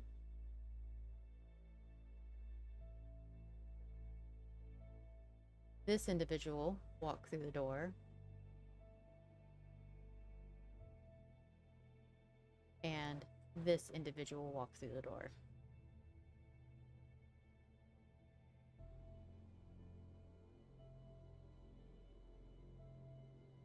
Both of them nod at you all as you exchange paths.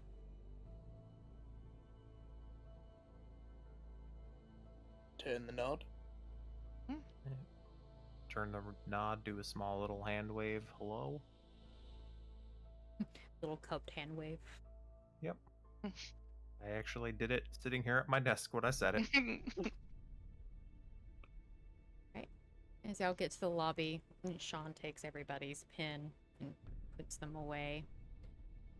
Looks at Emma and Henry, hands them keys, respectfully, and a little map with an address written on it for each of you. You assume that this is the havens that y'all were given.